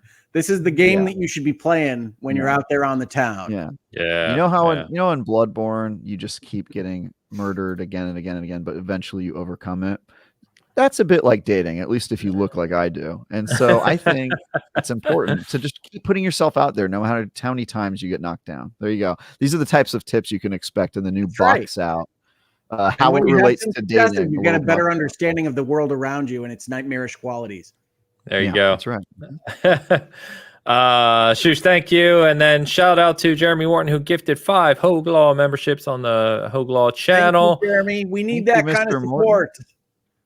Jeremy, thank you, my friend. YouTube has been unkind to my admittedly very low level of production over the last month. It's brutal now. Pomps did the same over on your channel, and I received one of the memberships, which happens on occasion, and I always feel bad about it. You should feel bad, but that's okay. Pomps is still awesome. So hey, now I can use my tie. I can use my tie emoji again. I lose access to it on occasion. Yeah. I don't get it back until somebody gives me a membership. Pomps actually said Travis always gets my gift membership. Yeah, dude, hell yeah. Hell yeah. Thank you, Pomps. Without you, I would never be able to use my beloved emoji. Pom, thank you, my friend. All right, real quick, like the elder dating site. Season dating. So just a couple quick things to follow up on. So we talked about the PlayStation 5 Pro. As you said, Travis and I got one. Hogue's not in on it, but it's fine. We'll be talking about that in November when they came out. But we did have our pizza bet last week. So if you missed last week's show, we bet that whoever was closest to the price of the 30th anniversary bundle, the other 2 people at some point here in the future would have to send them pizza from delivery at some point. So basically, we ended. Travis originally said $8.99. He upped it to $9.99. I said, I think $11.99. Hogue went way out in left field and said $1,994. Here we are. Travis was correct. I got excited before the show because if you translated the price in other countries, it was equating to like $1,200 US. But then, they gave US the bargain price of only $1,000. And so Travis has won the bet, and Hogue and I will have to ship him pizza at some point in time. I'm thinking about shipping a pizza kit. I'm going to buy the worst quality, ingredients and just mail them to you. No. So No. so you and D can make pizza at home. like, Yeah, you're gonna send him some lunch leaves or whatever the heck Mr. Beast is making.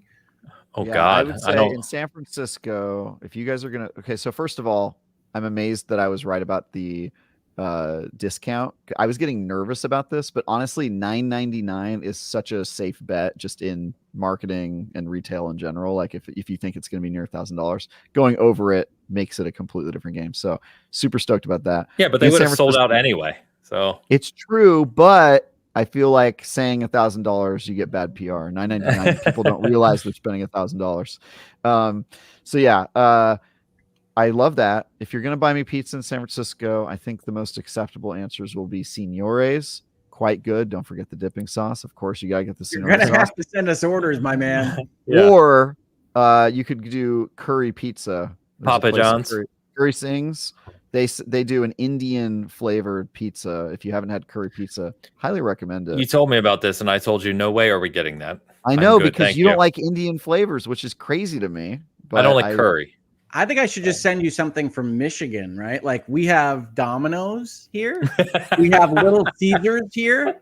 Like I think you should get a Michigan pizza from me. Wait, you just have the branches? You don't have like Domino's is headquartered here. Little Caesars is headquartered here. Oh my God. Yeah. They just own the market. You don't get to have good pizza, huh? Oh no, we have a lot of good pizza. And I don't mind Domino's and Little Caesars, to be honest, but we have a lot of Detroit style pizza that is Well, as a former employee of Domino's pizza delivery service, let me say,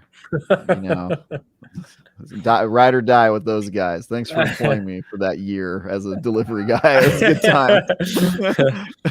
All right. So we'll work that out, and we'll have to take some pictures and have some fun with that somehow. I will look for your order, Travis.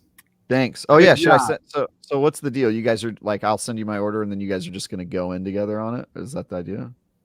We're gonna do it 2 separate times, but if Yeah. you want us to go in, Oh, yeah. what? Oh, that's sick. Hell yeah. That could be 2 different pizzas. All right. Yeah. I'll just make sure it's one pizza to be nice to you guys, and D and I will eat it together and we'll send you guys photos. Okay. So you can Yeah, there you go. I think that's good. yeah, We that should do works. this more often. I'd like to buy you guys $9 pizza. limit. So $9 limit. All right, so Domino's it is. yeah, no, it'd be fun. Get that pizza for $6.99, Travis. Yeah, that's right. We actually, I don't think we have a Domino's or a Little Caesars in San Francisco. I think we have one Domino's, but I've never seen a Little Caesars here.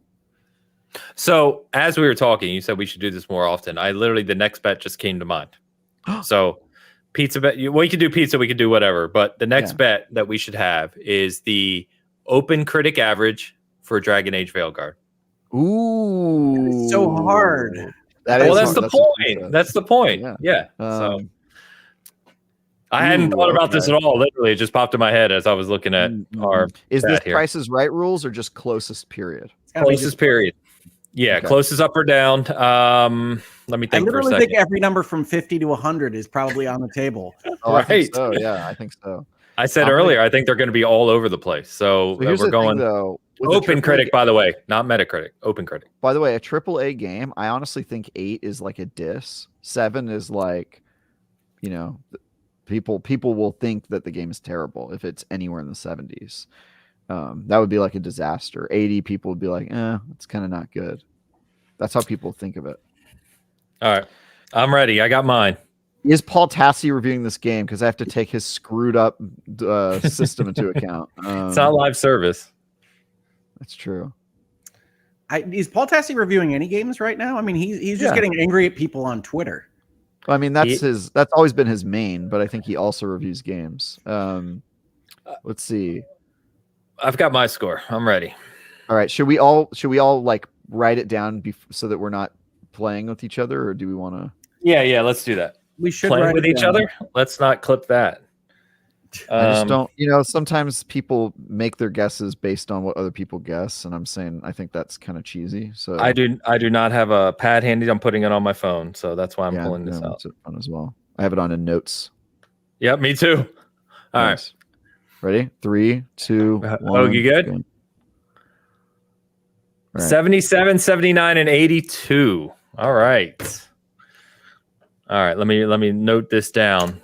77 Hogue, 79 me, 82, Travis. Okay, got it. Still pretty good cluster there. Yeah. Somebody's gonna be real wrong, or we're all gonna be really wrong, or we're No, all gonna be kind of right in the middle. I've already lost because if it's under was 77, hard Hogue wins. That's not true. What if it's 79 or 80? If it's 80, you and I would be tied. Yeah, so it can be 2 points for me to win. Yeah, I honestly, if I would have not known you were doing 79, I would have guessed 80. I almost guessed 80, and you would have been really screwed if I did that. I'm gonna say 80. I think I have 3. 79, 80, 80. No, because 81 you'd still win. I have 2 points I can win. Oh my god. 2 points. This is terrible. Yeah. Apparently I'm sending food for the rest of my life here. All right. I mean, dude, you can afford it. You live in like a 9-story house or whatever. All right. So on that note, I think we'll close out. The only other thing I was just going to mention 2 seconds is around Tokyo Game Show. We didn't think there was a whole lot to mention here, but we did want to compliment the fact that we've got Final Fantasy Pixel Remaster and Tales on Xbox, which is cool to see. Hogue, you know more about these than I do, so please feel free to elaborate if there's more to say. Well, I mean, the Mana series coming to the Xbox Game Pass, I think, is good news for people that are excited for Visions. The Final Fantasy Pixel remasters are fantastic ways to play the original 6 Final Fantasy games. And so I'm glad to see them on Xbox as well. I think Xbox fans maybe wanted a few more Square Enix announcements, but Square Enix, even more than Nintendo, moves to the beat of its own drummer. And so if you're going to get Remake or Rebirth or 16 over on Xbox, Square Enix will probably announce it in the middle of the night on a Thursday in November. So I hope you do get those games. I enjoy those games. But be excited about the Pixel remasters because they are really good versions of really good games. Yeah, not only are they on Xbox, they're actually on Game Pass because I logged on after Tokyo Game Show. I hadn't watched the show yet. Pixel remasters are? I don't think so. Sorry, the Tales games. And yeah. So I logged on and I saw that I could play the Tales games on Xbox and on Game Pass. I was like, oh shit, this is kind of cool. So that was I'm excited to maybe fiddle around with those a little bit. Good drop. Yep. So, and then Shattered Space is tomorrow. As we are talking tomorrow. So we'll talk more about that next week with Starfield. You're going to play it, Hogue? You're going to play it? I am going to play it, although I might be a step or two behind because I'm on like my 4th character and I don't think they have the levels to actually access this planet. And I did see that the news cycle caught up to what we had discussed when this was originally kind of broken, that this was mostly going to be on one planet. And I had said that it was a smaller DLC than I thought it would be. That there were a number of news articles this past week about the fact that Shattered Space is only taking place on the Varun homeworld. And I do think that it's probably a little less grandiose than I would have hoped for from a Starfield DLC. I believe Travis last time said, well, it's an underperforming game with an underperforming DLC or an understated DLC or something along those lines. And that might well be the case. I still like Starfield quite a lot. I'm still looking forward. I like it too, for what it's worth. I've spent 200 hours with that game. It'll be a part of me for a while. And I do want to know more about the Varun. Like, they were one of the most interesting factions of the game, and you saw almost nothing of them, which was super disappointing. So I'll probably wait to hear how people feel about it and then play it based on that. But yeah, I wouldn't mind jumping back in. Yeah, I think it'll be good. And I think Starfield was good. And I think the little lore videos that we got about what Shattered Space is going to be about, like the capital of the Varun has been like disappeared in some kind of multidimensional vortex or whatever. And I don't know any more than that. That's literally in their teaser trailer. I suspect it's the beginning of the DLC, but like that's interesting. And I hope it's great. But cool. Yeah, I got more Diablo 4 to play. I have more to play of Beyond Galaxy Land, Dead Rising, Epic Mickey, Skull and Bones, everything that I've mentioned today. As well as probably playing the Metaphor demo again, because that was a lot of fun. Also, right. Vessel of Hatred, I think, is coming out this upcoming week, is it not? Vessel of Hatred October 8th.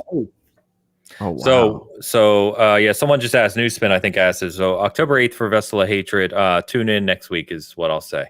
So yeah, next week or this week? Tune in next week for discussion it does not release until after next week's show. But the embargo lifts, so people will have played it. Well, I don't know. I don't know I'm who's not- playing Vessel of Hatred. Yeah, I'm not saying that out loud, but sure, just tune in next week. It was a question, but yeah, okay. Yeah, so that'd be good. We'll talk obviously about Shattered Space next week as well. On the season gaming side of the house, stay tuned for Vessel of Hatred coverage. And then we also have a review going up of an indie horror game you may be interested in called Numata. That's coming out. It may actually be out right now. I forget the release date on that. Okay, thank you. Our review will be going up very early, if not tomorrow, by Tuesday on that one as well. I don't think it's very good. At least our reviewer didn't think so. It was one of the games I was evaluating on the PlayStation Store just based on the trailers, and I had that concern. That's why I went with Beyond Galaxy Land instead.